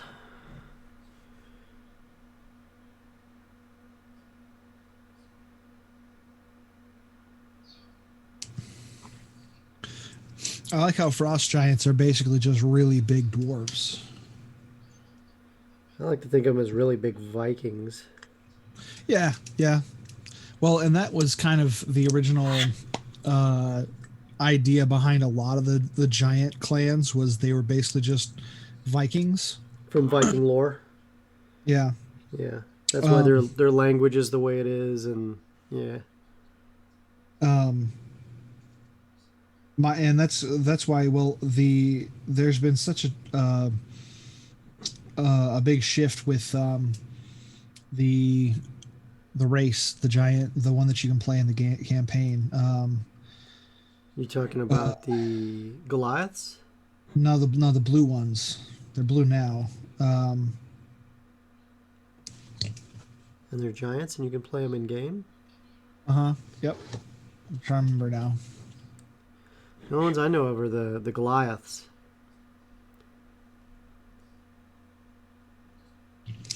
But I didn't know they were blue. No, Goliaths are usually gray. Yeah.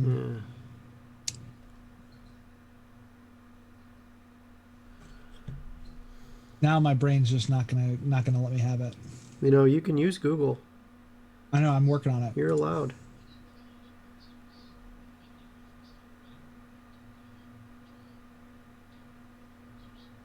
There we go. Get that hair done.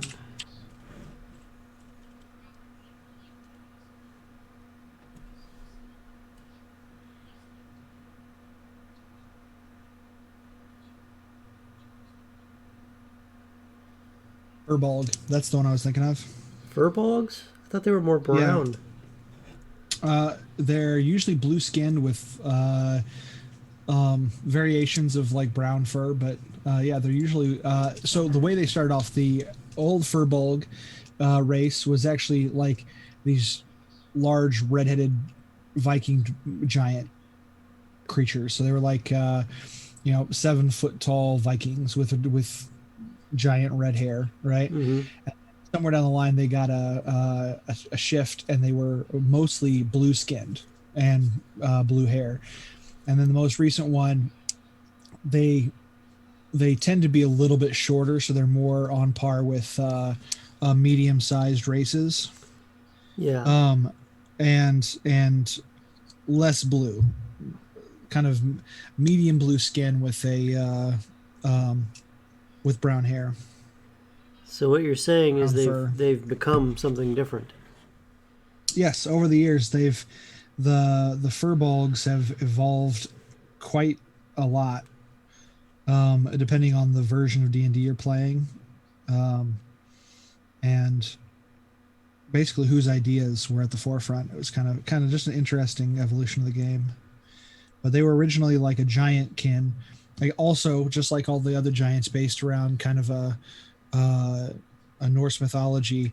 I just thought it was funny that they went from red to blue. They were big, normal, red-haired Vikings essentially, and then became these blue, kind of cow-faced creatures. Yeah. So I never really saw the Furbolgs until 5th edition. And all I could do is just scratch my head when I first saw them. They have some really great potential as clerics. Druids too, from what I've seen. Definitely druids, but if you go with like nature cleric or something in that vein, they get such an interesting combination of things.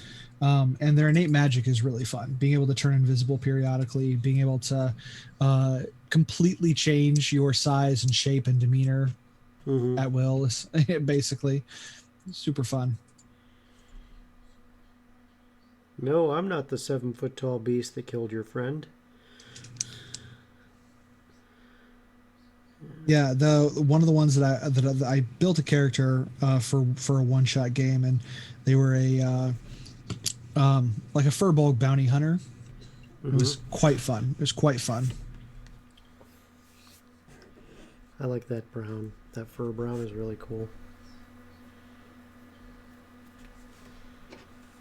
Kind of a different color than I expected.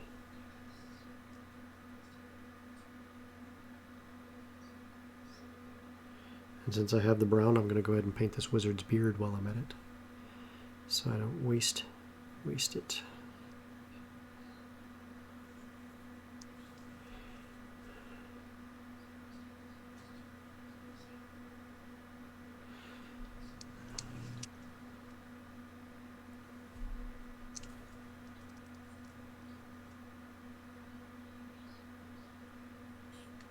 My biggest issue with metallics is how much time I have to spend shaking.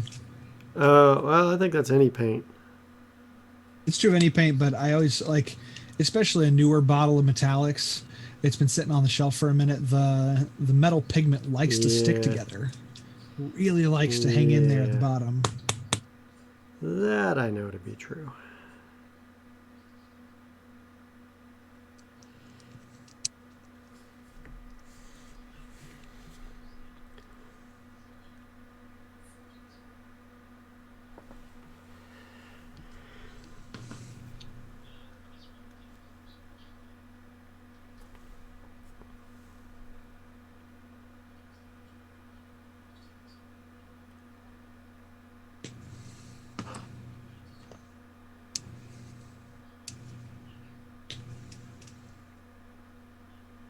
See what we got here. Oh, I see they've discovered the gamble command. Always Google for the save. That's right. Guacamole is not a command, in case anyone's asking. I thought I saw somebody type guacamole. I guess I didn't. Although now it should be a command. Gosh, I should create a guacamole command. That would be so cool.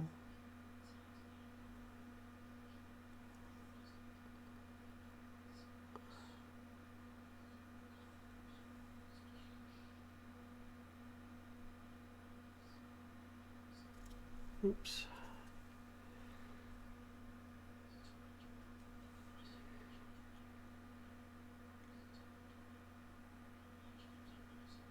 Painting all the finicky details, all the little,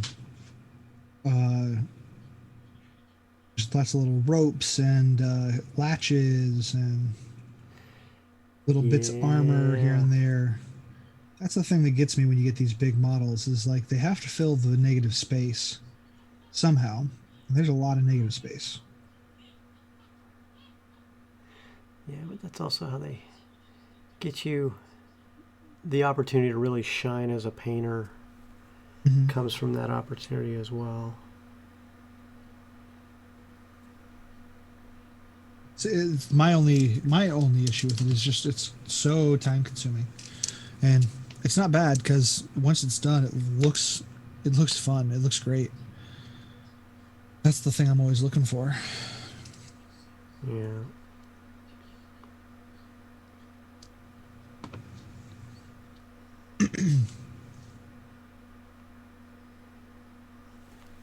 There we go.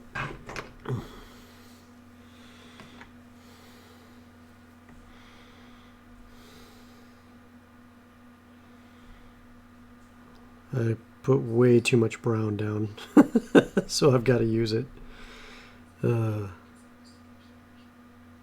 It happens. Yeah, I can't bring myself not to use it.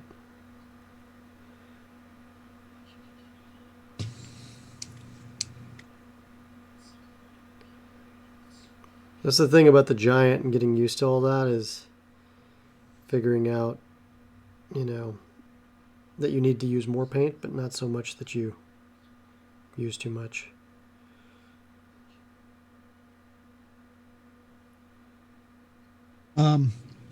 I like following, there's a guy on Twitter who just posts headlines based on ridiculous things that you understand if you're in miniature hobbies.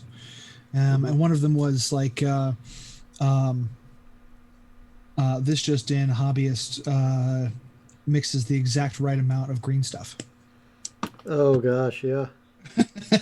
Oh gosh, I was like, that's never going to happen in my lifetime. Right. I was like, I feel like that's how I feel all the time. Is like, stuff is too expensive to have like little bitty bits of it left over all the time. Any little bits I have get turned into stones. Yeah, basically I do the same thing. And sandbags, depending on the volume I've got left.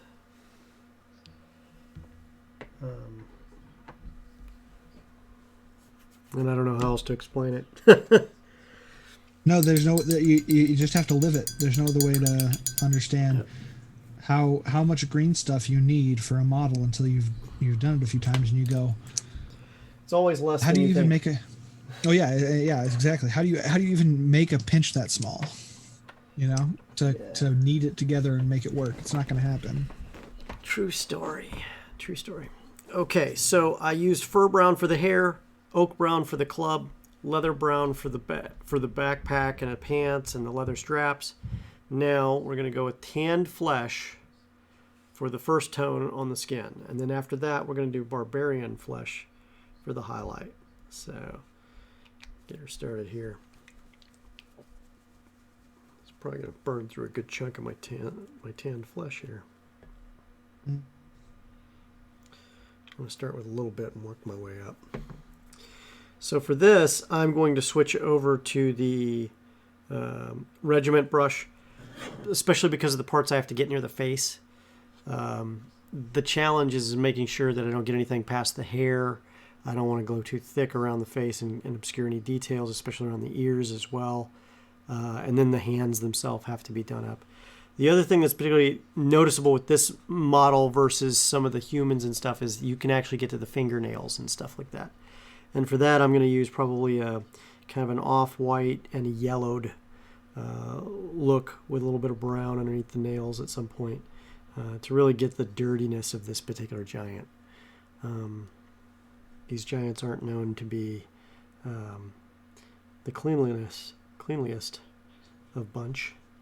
Chav Hunter was talking about making sprue goo, which I have done plenty of times.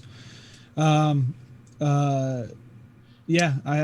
a good way to mix some of it. My only issue again is like there's a consistency problem, especially when I'm not the one who's assembling models. When they come to me, I end up using a lot of green stuff to fill gaps if the model was pre-assembled. But yeah, it is a very useful tool for those little gaps. I've seen people use like liquid green stuff, but I've never actually found a proper use for that. Liquid green stuff? Yeah. Well, I only rarely use that type of material for the very reasons you mention it.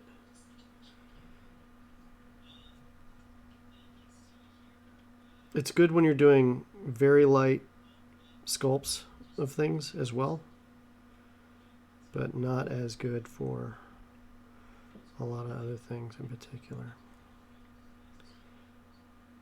And with what I use most of my green stuff on here was the connection between the fur and the arm, and so I actually did texturing of the green stuff so that I had a nice little bit of fur instead of just a weird patchy lump.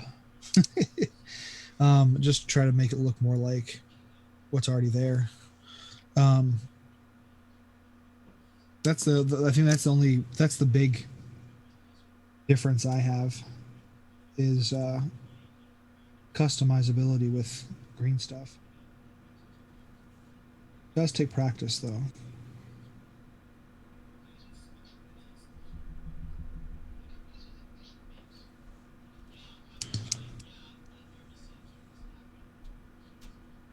Oh man.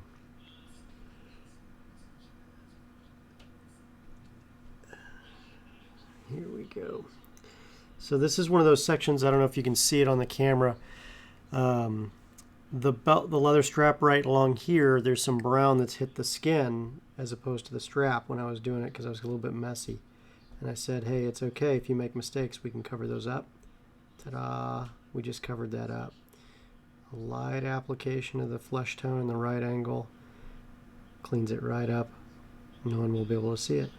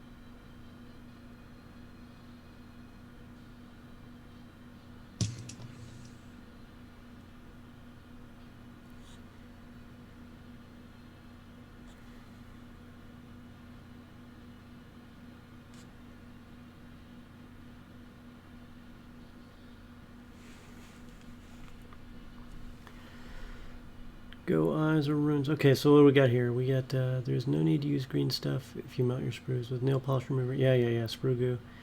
Would you like a video of how you do it? No, I think we're okay there. I made neon sprue goo with old plastic.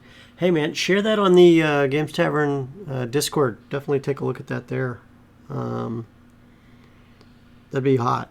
Definitely take a look at it. The old green semi-transparent plastic is great for good eyes, goo eyes, or runes. Yeah, runes are great.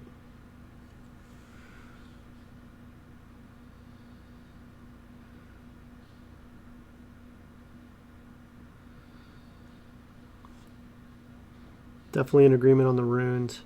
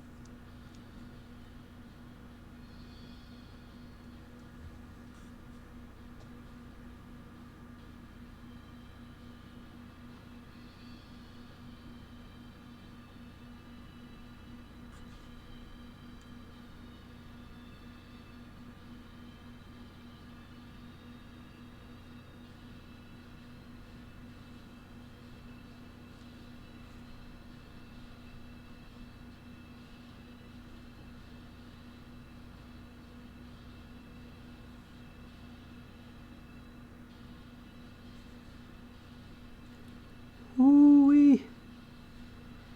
I am getting this done. I'm feeling the same way. I've got like a couple little details. I may have to do this one in two streams. Only these giants are a little bit more work. Just the amount of surface area and detail when you put the two things together. My giant didn't take, or my big dragon didn't take very long at all. Yeah.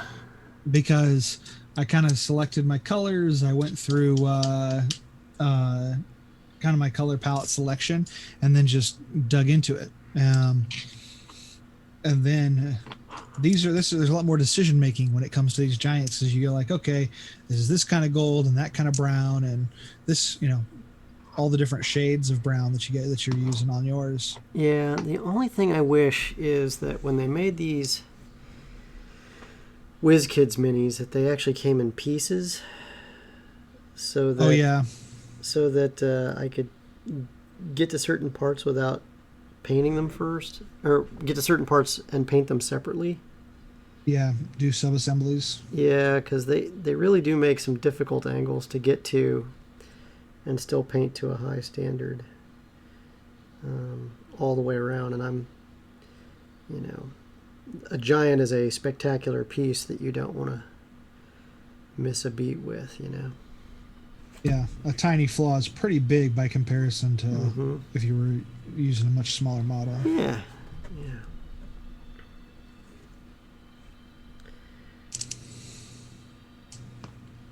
Example, getting flesh tones in the hair of this big boy.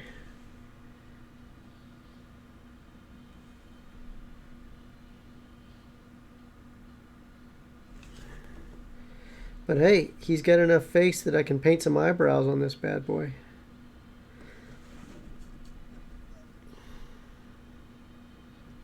One of my other ones, I did a little bit of frost giant makeup. I've got a frost giant druidess, I think it was. So I did a little bit of like a blue lip gloss, kind of extra dark blue. Because when you're killing savagely, you got to have some style. Apparently. Frosty style.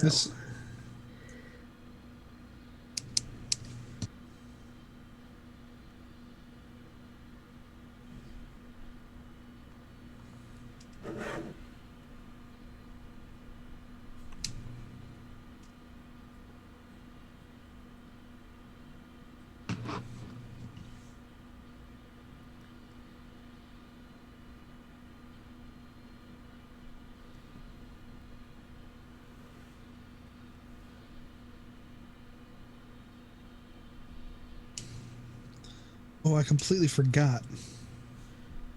But this guy also has rings on on a bunch of the fingers. Oh boy. I'm telling you, it's those little details pop up, and you're like, oh wait, I gotta do that and that and that. The amount of Oh, detail just on these ears is amazing.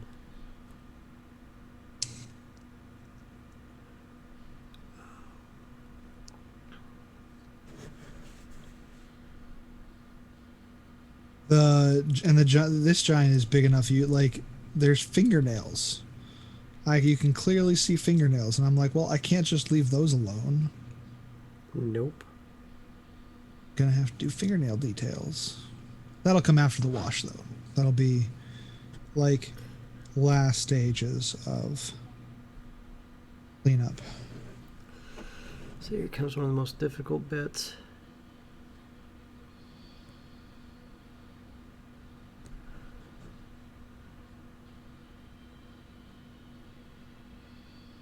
And it's not just because of the... I'm going to be wound up doing some cleanup here, I think.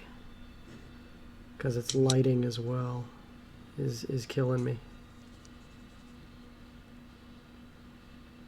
Okay, so I'm gonna do a little share since I've reached a good point. I think I have cleanup to do, and I still have wash and last highlights. Mm-hmm. Nicely I done. have color. Nicely done. I have color on the entire model, and I feel pretty happy with it.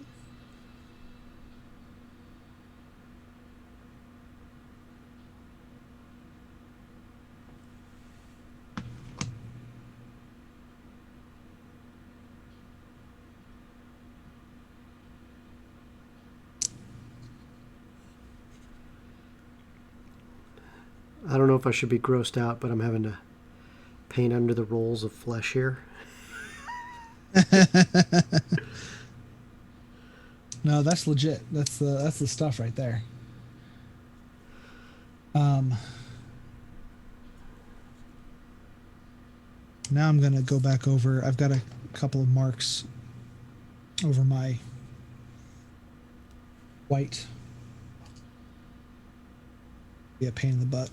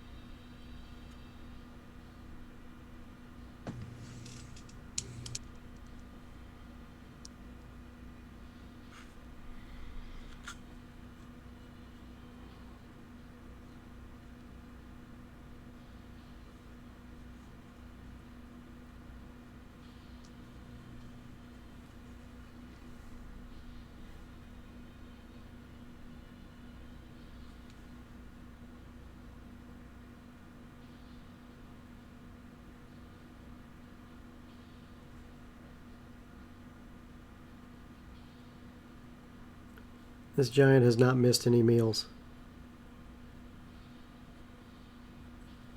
Maybe skipped a couple of baths, but no meals. No meals.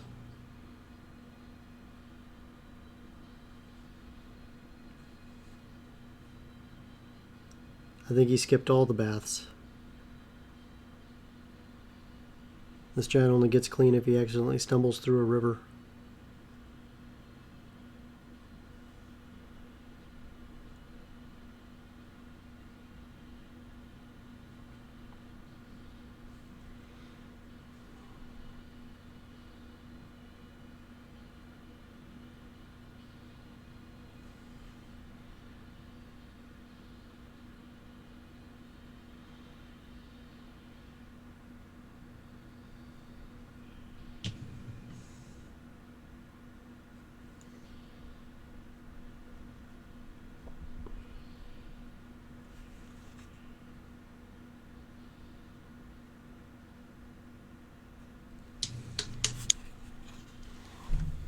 Oh man, now I'm tired.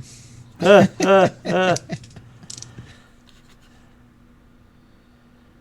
can tell you that the shift to 5 p.m. was a good move for Sunday for us.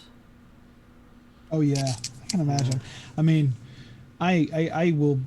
I'll be honest. I paint late quite often Yeah. because when I get peace, you know. Oh yeah, I feel you.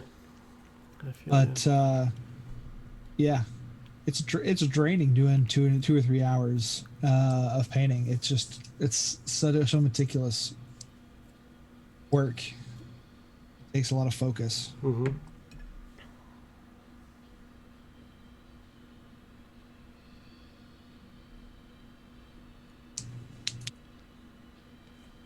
The other day I got done and my wife was asking me to do something, and I was like, "Can I have 5 minutes before I have to go do that?" And she was like, "Why?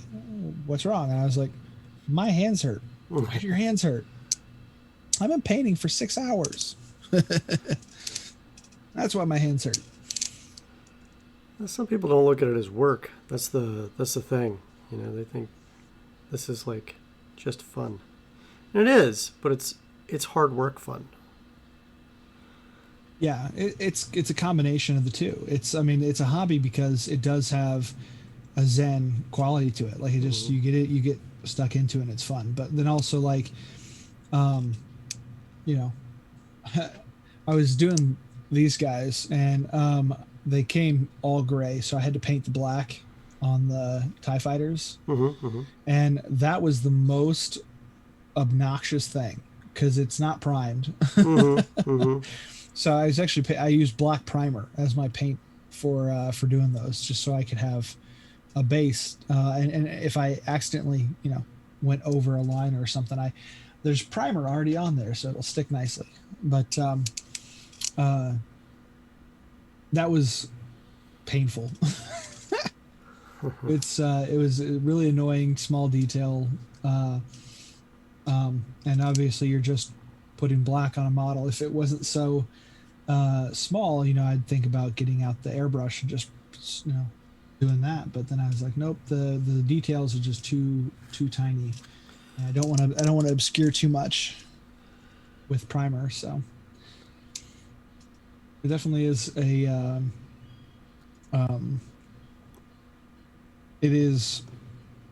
it's an exertion. It's not like it's super hard work in its own right, but it is a level of exertion. Yeah, I think my thing about it is that despite all the challenges, is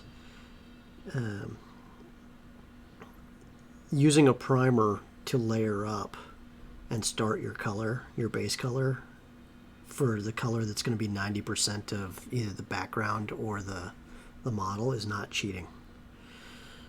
Oh, never. I mean, I'll be honest. I always say it's my cheat because the vast majority of the models that I paint are going to have dark shadows. It's just a part of the process. So I was like, I prime black 90% of the time, because if for some reason I miss that little bitty shadow where there's supposed to be a little bit of really dark brown, no one will ever know. No one will know. It's not a. My band director used to have kept a can of black spray paint in his like trunk that he would take with him to marching band events.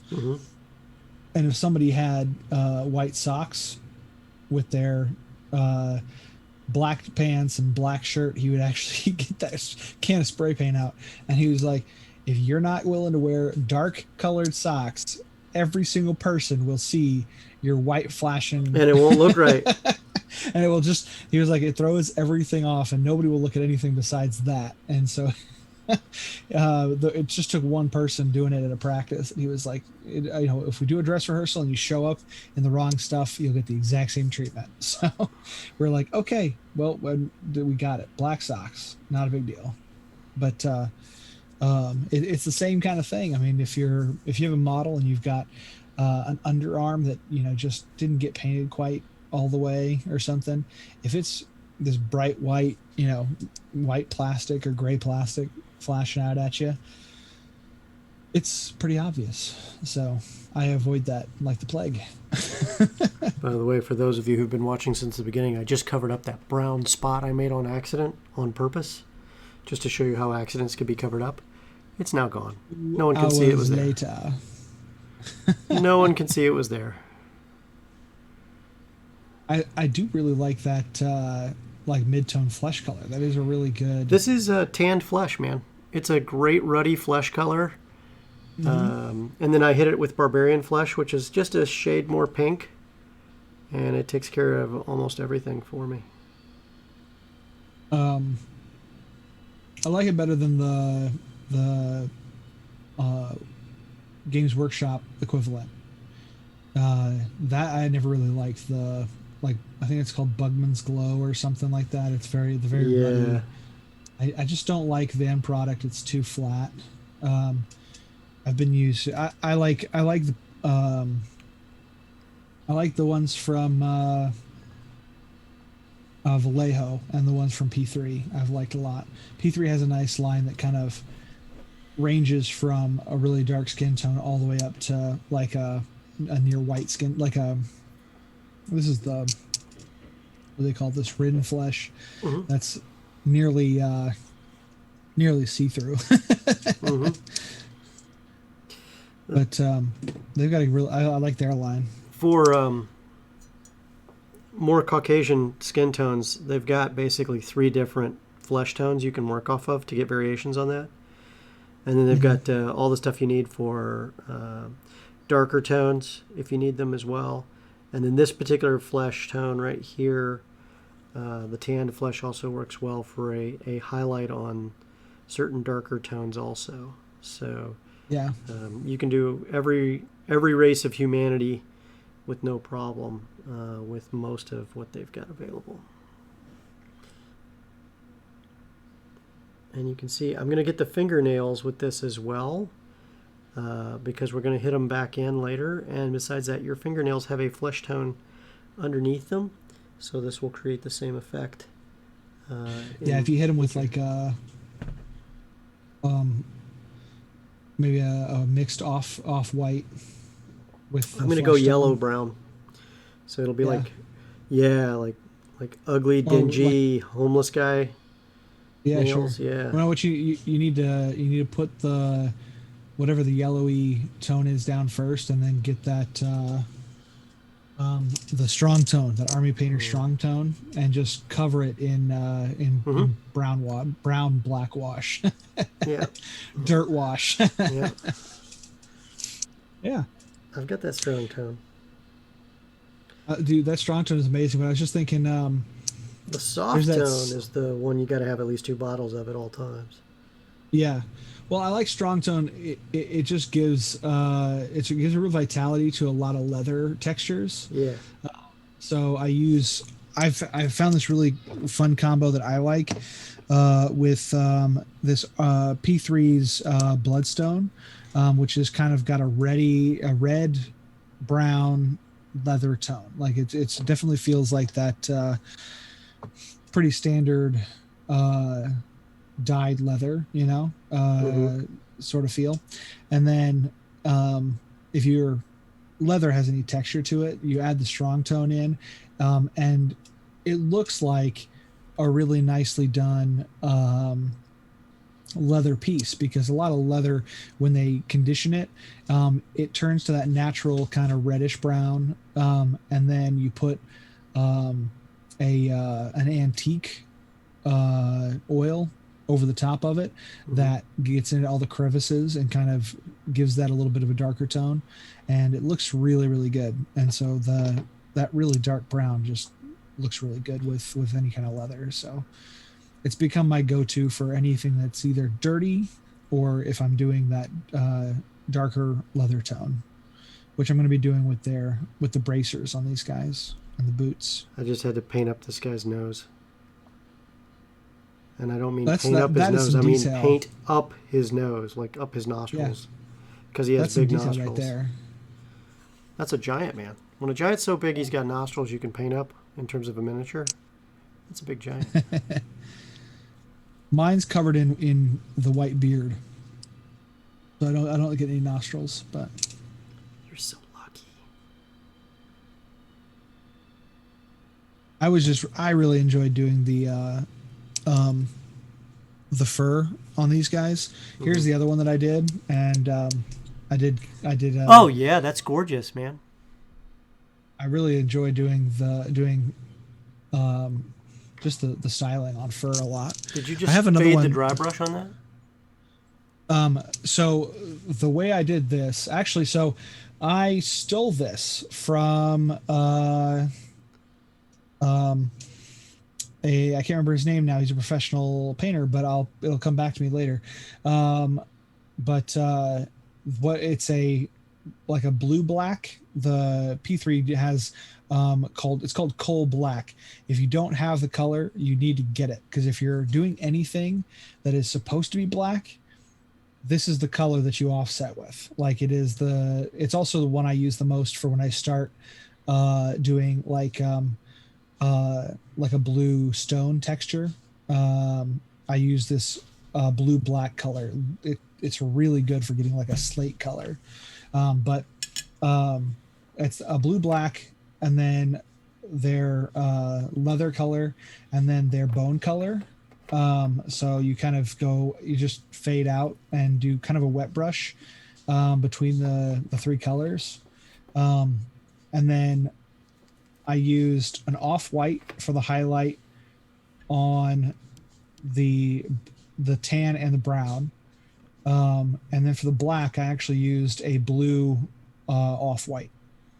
Nice. So it comes out, so it goes from gray to tan to nearly white up at the edges. And he said he got the idea from looking at wolf pelts, because a lot of naturally dark wolves are black on the back, but they have like a whitish belly. And so that's where they got the idea. Sam Lenz, that's the painter. Yeah, he's I was great. watching. Yeah. I was like, I like that technique, and he did it on this little bitty model. I was like, I'm gonna do it on a couple of giant guys. So I actually I did a bunch of different variations on that one. So like for this one, it's a very small pelt, so I only did brown and tan. For the one that I've been working on today. But for this one, I did the whole thing black to the light tan color. This guy, I did all of his fur in black, because I'm thinking black bear as far as because he's like the berserker looking dude. Yeah. So I kind of imagine that he probably got all of his from like a black bear, and just one giant black bear pelt. And then for this one this is the before it's highlighted look. I like the design on this one the most, and I like how it faded probably the best. So you just basically go to a lighter and lighter dry brush as you work your way out? I only did one layer of dry brush. I did not do anything else. You wet blend all three colors so that you don't have like just a single line, but you have kind of like here, you can kind of see on this side where you go from the black to the brown, and then to the white. You have, there's a little bit of a line there, but it's not super strong because there's a little bit of blend between all of them. And then I just do an off-white blue, blue toned off-white, or like a blue gray, very, very light blue gray, to highlight the black portion, and like a yellowy tan off-white for the brown and for the bone color. That's all it's not really a dry brush. It's more like a selective highlight to do that.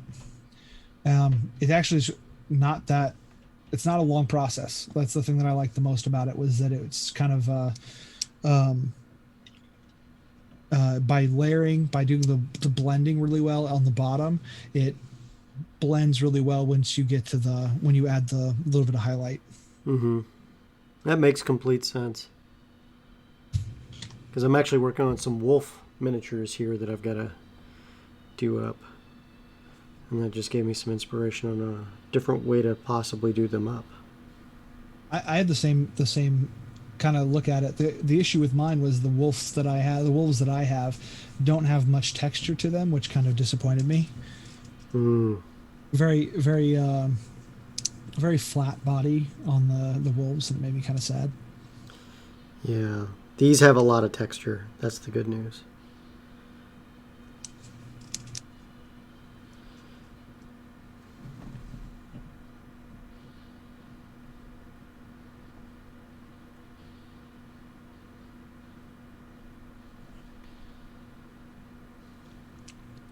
And that leaves me only 2 more giants that need paint done, and then I can get into detail work and my washes. I want to do all the washes pretty much the same way, so I'm holding off on those. I was going to ask what, since you're doing the flesh, it looks like you're probably doing the same thing that I would do, but I was just curious on your method of, from here, are you going to, so do you have a, like a highlight tone you're going to use to kind of hit the high spots? Yeah, I'm going with barbarian flesh for the high spots. And are you going to use a wash after that's done, or are you going to leave that?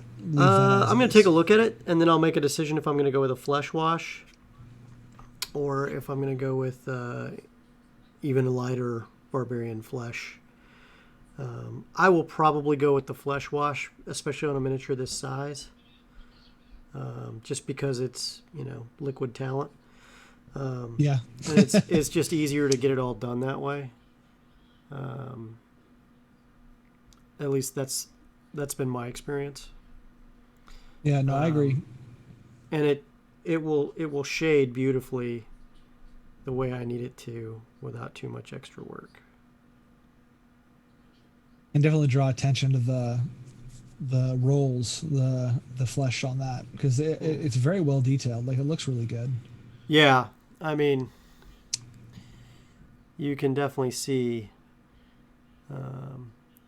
the flesh. I mean, they did a great job on the miniature itself, because they've got spots where you can see the veins bulging in the arms as well. Which makes sense on a miniature this style and size. I had an idea just now, actually, because a technical paint that I discovered not too long ago would actually make him slightly more disgusting. It's a I've used Ard Coat before. Oh, many times. Oh yeah, many times. Cool. Yeah, I thought it's a gloss coat. That's all it is. It's a varnish gloss coat. Well, I've been using it on some techniques for highlights. So so I'm not. It's not an all over. What I've been doing it for is like on the top of a ridge of something that's supposed to be wet. So like the tongue of a what was that, the mimic, add just a little coat of that. I was gonna say you can make them look kind of sweaty if you wanted to. Oh, that's not unheard of. So, like, to kind of give it an example here, yeah, I'll see if I can show this off here. So you can see the wetness on the eyes, but you really can't see in the mouth. Maybe I'll switch it over to this one. Hold on a sec. If you see his mouth, the teeth, the tongue, everything looks moist. Yep. Right? And that's the equivalent of, it's not Ard Coat. In this case, it's the gloss varnish. Yeah. That's made by any gloss varnish works. Yeah. I was just using Ard Coat because it's a common example in the community, but that was done with the Army Painter Gloss Varnish, same kind of thing. Hard coat. Hard coat is fantastic for it as well. You've got choices. And that creates a lovely effect that is wet. Yeah, I was just like, you need some a little bit of hard coat on like the top of the chest and the fat roll. It's so hot. I shouldn't have drank that cow. Milk was a bad choice. Yeah. Yeah, exactly.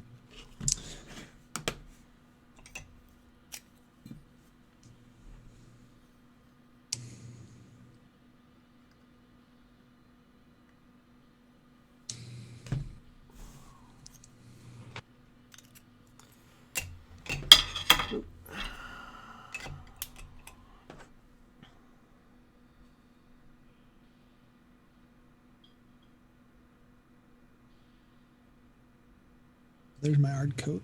I was just looking for it. But yeah, this is the little hard coat bottle that I've got. Oh, here's one of the technical paints I was talking about. This is Soulstone Blue. Is that the gemstone colors? Yeah, the gemstone colors. I love them. They're fantastic for creating that, like, something has like an innate magical effect to it. And you can also glaze it. You can use it as a glaze. I think that's what it is. Essentially, you paint silver underneath it and you use it as a glaze, and it creates a gemstone effect. It's a little thicker than like your typical glaze coat. Yeah. But it definitely, and it dries like, shiny. Yeah, exactly. It's basically hard coat with a little bit of blue in it. Essentially, is what it comes down to. Trying to find something here, but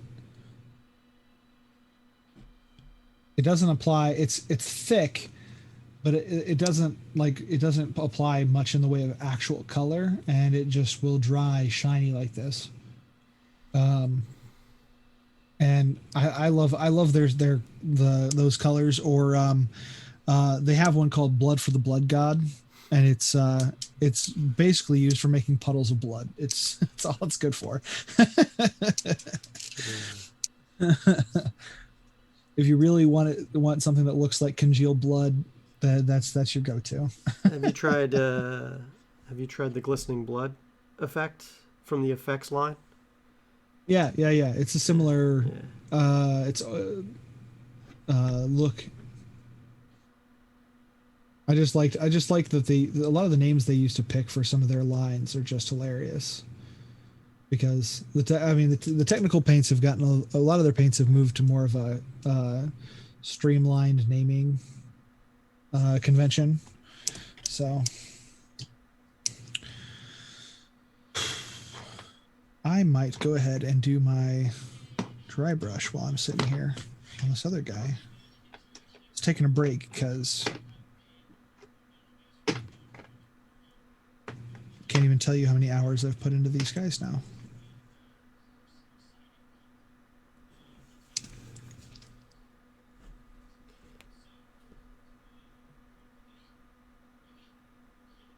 But here, yeah, I can also give you a quick demonstration of that, the fur effect.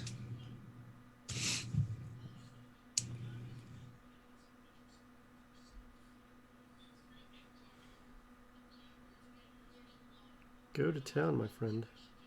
See if I can do this on the camera.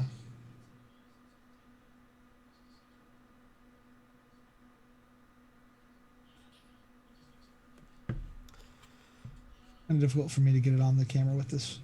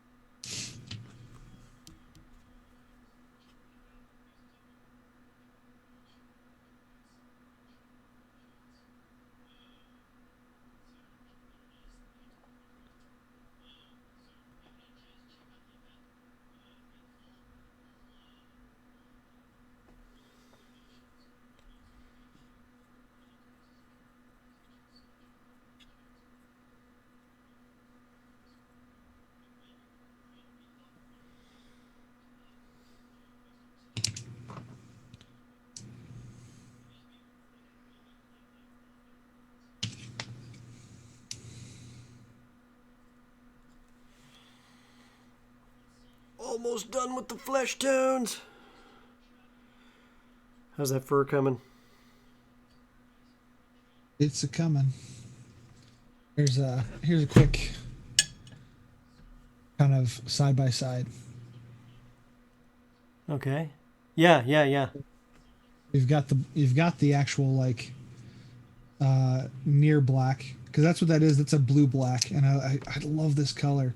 Seriously, I've already gone through a pot and I've had it for like less than 6 months. So there is an equivalent of that called, I think, hardened carapace that I use. Yeah. I've used hardened carapace. And then I use a couple necromancer times. cloak for a lot of the stuff that I need a near black with. And it's a very charcoal like color. Yeah. I don't know why. I've used quite a few. I fell in love with P3's version. I don't know. It's just It's all right, man. You're a cultist. It's okay. exactly.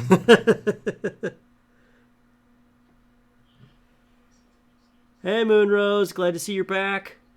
I'm going to see if I can make miniatures from the... Oh, he's still making goo.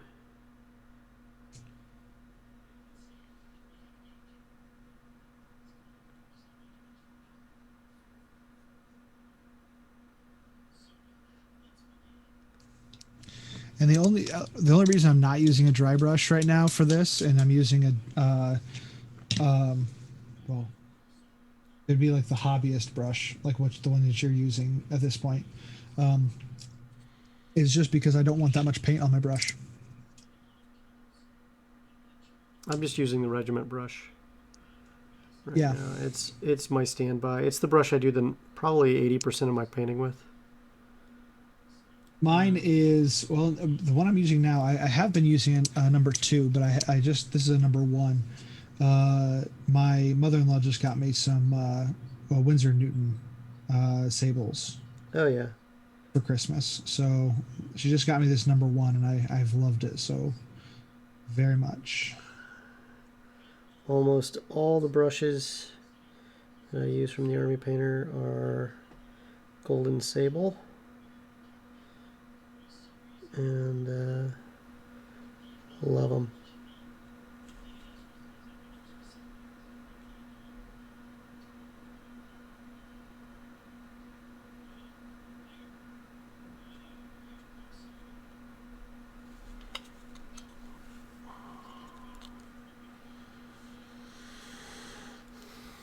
Yeah, my mother-in-law's a traditional artist, so she gets it.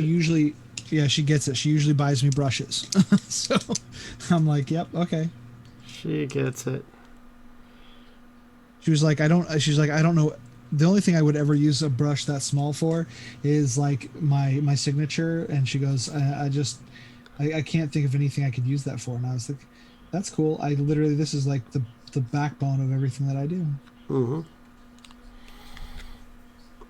I don't have a good detail brush with some solid hold. I get nothing done.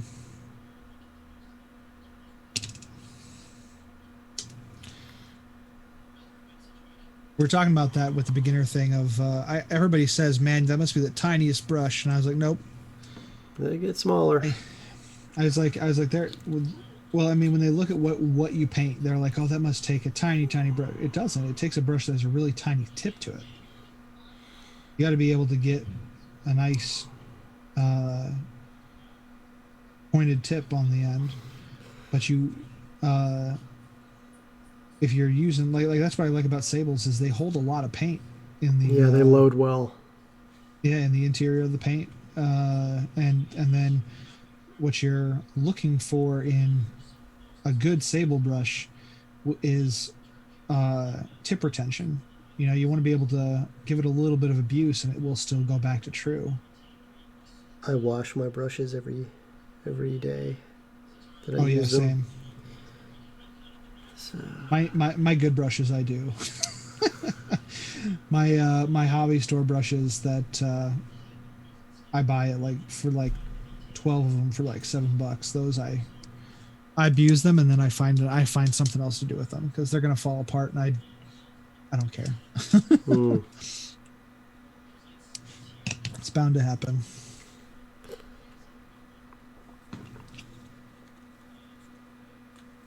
So here's a little bit more on that cloak now. Let me see. Oh yeah. That highlight. And I usually go back and what looks initially like way too much highlight in some spots. Once you're all done, you're like, no, that's nothing. I can use more highlight in that. You know. I usually go back and I touch it up a little bit. But if you want, that's how if you want to do like a black fox or golden fox. Yeah. Doing that kind of just barely off black with a highlight that's just barely blue, like a blue-white. Pretty killer combo. So typically when I do animals, I go study those animals pretty heavily, but I never thought to do it for the pelts, and that just makes so much sense when it comes to pelts. So like when I did the owl familiar that I did up, it, if I show that to you in real life, you're going to be, oh my gosh, I can't really get it to show the right way on camera no matter what I do. I know the feeling.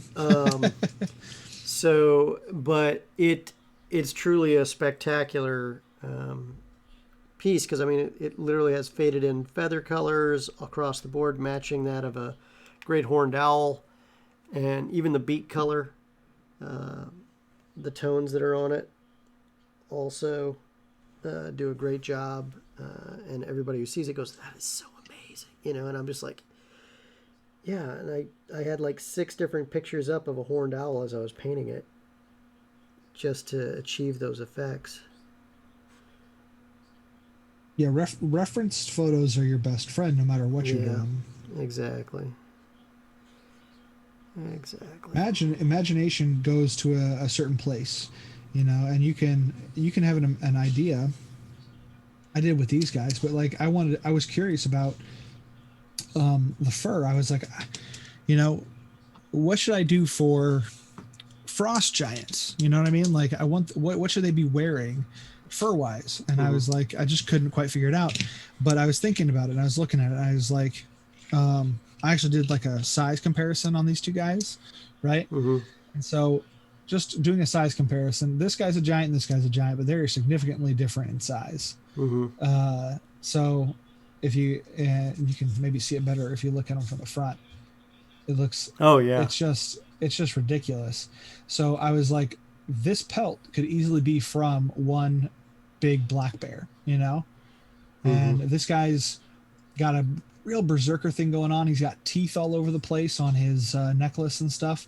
He's got skulls attached to like everything. I was like, yeah, this guy would be the kind of guy who just takes on a black bear for fun. Whereas this one, I was looking at it, I was like, I mean, I'm thinking dire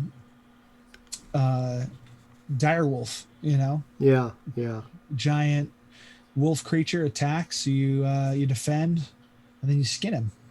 And one of the other ones that I did, they even went so far as to think about the design layout of how you wear skins and furs, to the point that one actually has where the legs and then the tail come down. So it's got like legs that go up and then a tail. And I was like, oh, that's so cool. So I did like a little white tipping to the end of the tail part. Oh, yeah. Because I was like, yeah, okay. There was a lot of thought put into that process. So I was like, yeah, we're definitely going to keep that up. And then, yeah, this guy also, to me, by looking at him, he's clearly a pragmatist. I mean, you can tell. He's clearly a pragmatist. Clearly. Yeah, 100%. Very pragmatic. I mean, he wears the teeth. Nothing of that animal went to waste. So this black bear is not only his coat, but also that it keeps his forearms warm and his legs. He's not only a client, or he's not only a president, he's also a client.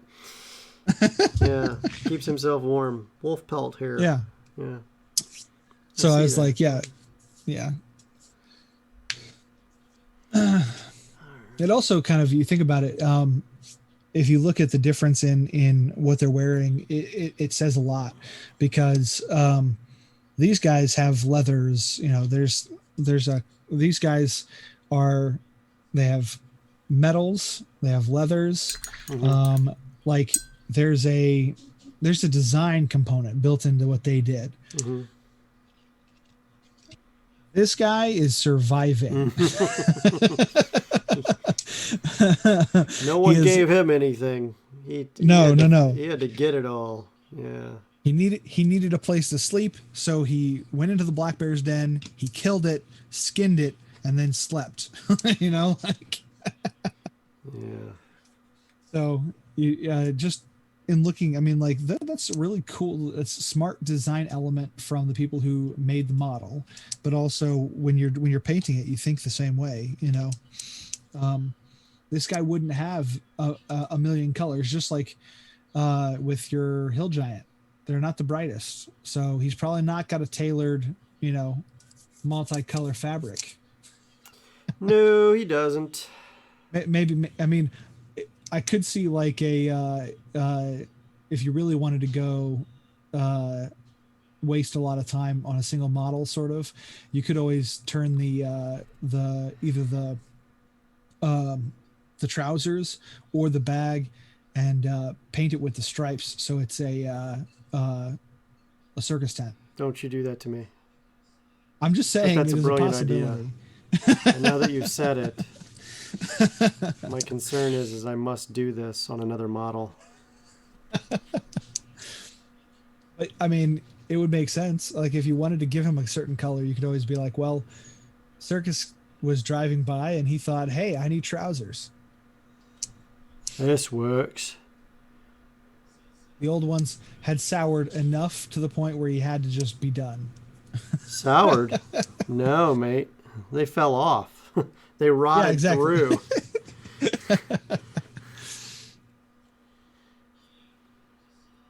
Yep, so this is where we're at with him.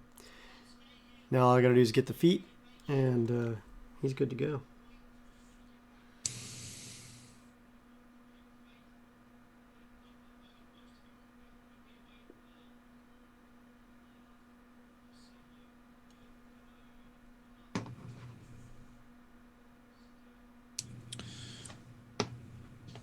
And since I'm thinking about it, I'm gonna find that my colors here. Here we go. Is this it? Yeah, that's the one.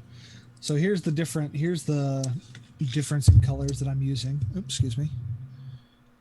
Macking my microphone. So here's the difference in the colors that I'm using for the pelt.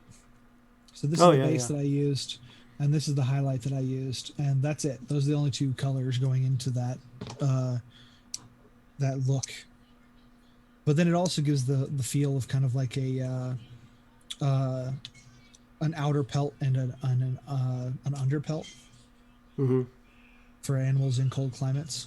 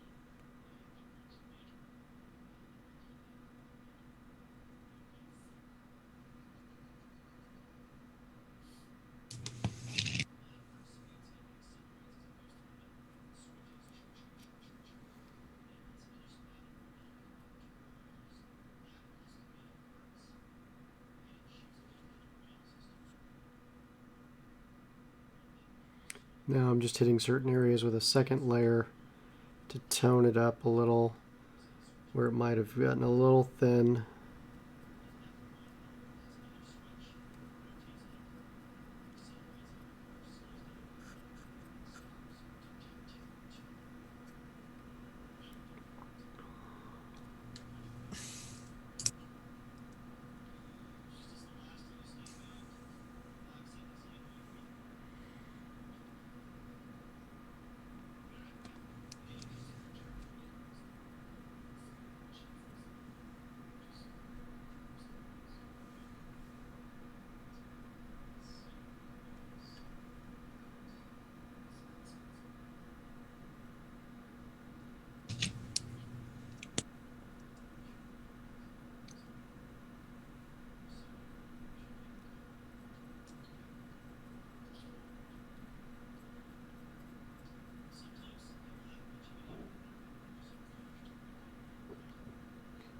Boom.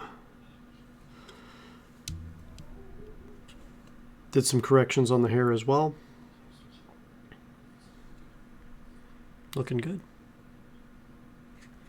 You can see, oh gosh, you can see it really good on some of the forearm here and here, the veins in the arms. And I'll be hitting those with a mixture of flesh tone and veinous color so that they show.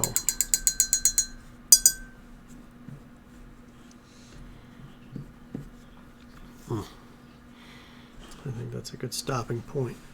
How are you doing over there? I'm pretty good. We hit up all the fur components with a highlight. And then I did a similar tone to his hair. Right, kind of a wispy highlight there. And then yeah, so I've got some pretty, I mean, I've got one model that we basically all the basics are done for him, which is good, and he's ready for moving on. And these are of the set that I'm working on. These are my last two right here. So nice. He's doing pretty good. I'm not as excited about getting into the like 7,000 skulls he has attached to him. Yeah. He's got little skulls and rocks all over his forearms and chest and pelvic region. So I'm not super excited about getting into that. But I also, this one, I just love the way she looks. And that's right. I was talking about doing that leather color and then doing the strong tone. It's one of my favorite combos. Oh yeah. Get this really nice leather sheen color. I like it. So yep, those are the two. And both of these are really, I saved my most highly detailed pieces until last because I really wanted to just have a couple of things that were done and out of the way. And then those ones have a lot of little intricate details to touch on. So they will be on the chopping block for this week. Yeah. So this is where I'm at right now with this beastie right here. He's he's flesh tones are good. His leather browns are good. His oaken club is also good. I think that we'll see this one get finished off in the show next week, and where I'll do the metals, I'll do the flesh updates and the washes, and then I'll add some other color to the rest of the backpack and some of the other patches on his body. So fairly excited about what we're going to do with this miniature next week. And then we'll be getting some stuff together to get the basics together for his paint plan when the time comes as well. So very exciting as well. All right, and with that, we've got about 7 minutes left. For anybody interested, you can get your last minute questions in. Happy to answer them, and then we'll be signing off for the night. Chet, I've enjoyed having you here. You want to come back next week? Sure. Dude, yeah. Love to have you as a regular. I can always find something to paint. Yeah, man. It's not like we won't be painting. Right. Thank you for being here, Unstable Dragon, and for asking stuff. We had a lot of great questions today, and it was a lot of it. It helps to know what people are thinking, because we probably have lots of answers that we can give. We just don't know what you guys are working on. So the other thing is ask away. We don't have the answers to everything. We have answers, but we don't have the answers necessarily, because there's always more than one way to do it, and you'll find that out too. Honestly, I think there's as many answers as there are painters. I mean, everybody would attack a model a little differently than the next person, and that's what makes it. That's what makes painting fun, and not just going. I mean, you could go out and just buy the boxed sealed sets and just get all the D&D official boxes or whatever, and have a ton of models, but they're not yours. They're not individualized to you, and I think that's why the hobby is fun. Truly. Yeah.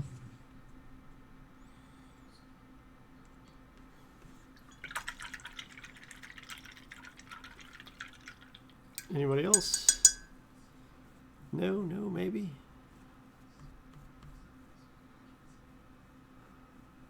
So how many more giants do you have to get done? For this set, I have 2 more giants. To get basics, but I have 5 total. So I'm gonna have to do basing and detail work on 2 more, and then I will get to like final highlights, touch-ups, and washes. Those stages, I usually try to do it all together, because I'm going to use the same touch-up color for all the skin, so if I need to touch up skin, I save it until later. I'm not going to do it I'm not going to do it right when I make the mistake. I'll let it sit there for a bit, and I'll go back, and I've got to do a once over the model before I sign off on it anyway. Okay. That makes complete sense. Oh, man. Well, with 4 minutes left, we're excited to have everybody here. Unstable Dragon X, Shav Hunter 86, Moonrose 87, and so many others. Cleo's and Art. We know you signed out already, but glad to have you. And then very early on, we had who was it? They showed up real early on. Something Green Bean Supreme. So thank you so much for showing up, talking, giving us your ideas, and also asking questions. We're excited to be a part of the community. If you're not on our Discord, definitely check out our Discord when you get a chance, as well as check out our YouTube when you get a chance as well. And excited to obviously share more with that. Don't forget to like and subscribe on YouTube. And also, we're here every week on Twitch from 5 p.m. Eastern Standard Time, 4 p.m. Central. So glad to have you guys. And we'll have more guest painters as well, explaining their hobby and being really cool and easygoing also. So. That's the YouTube sub. Yeah. Go check out and sub if you can to Big Bearded Nerd. Yeah. Because that's Big Bearded Nerd 21. There's another Big Bearded Nerd 21. Yeah, and that's not our Big Bearded Nerd. Big Bearded Nerd 21. Our Big Bearded Nerd. Yeah. And you can check out my channel. I am a periodic streamer, so Luke Thomas is my channel. Go ahead and hop it in the chat. Go ahead and link it in there. Twitch.tv/Luke Thomas, and it's LUK Thomas. Yeah. My long-standing screen name. And then also, all of us are on Discord as well for the Games Tavern. Come on in, chat with us in Miniatures Paint, in Miniatures channel or That Minis Paint Show channel. Either one works. So always glad to talk. There you go. And I post pictures and stuff on Instagram under Luke Thomas as well. So if you just want to see updates on work and stuff, you can check it out there. I try to post stuff as often as I get things done that I can post. So if I have a rather large commission, I usually don't don't get those done until I've sent the commission off to the original requester. But stuff like that happens. Yeah. Well, hey, man. And then also, thanks so much, Luke. Chet, I almost called you Luke, for coming in today. If there's anything else you guys want to talk about, hit us up in Discord. We're going to sign out for the evening. Take care, everybody. See you guys next week. Later.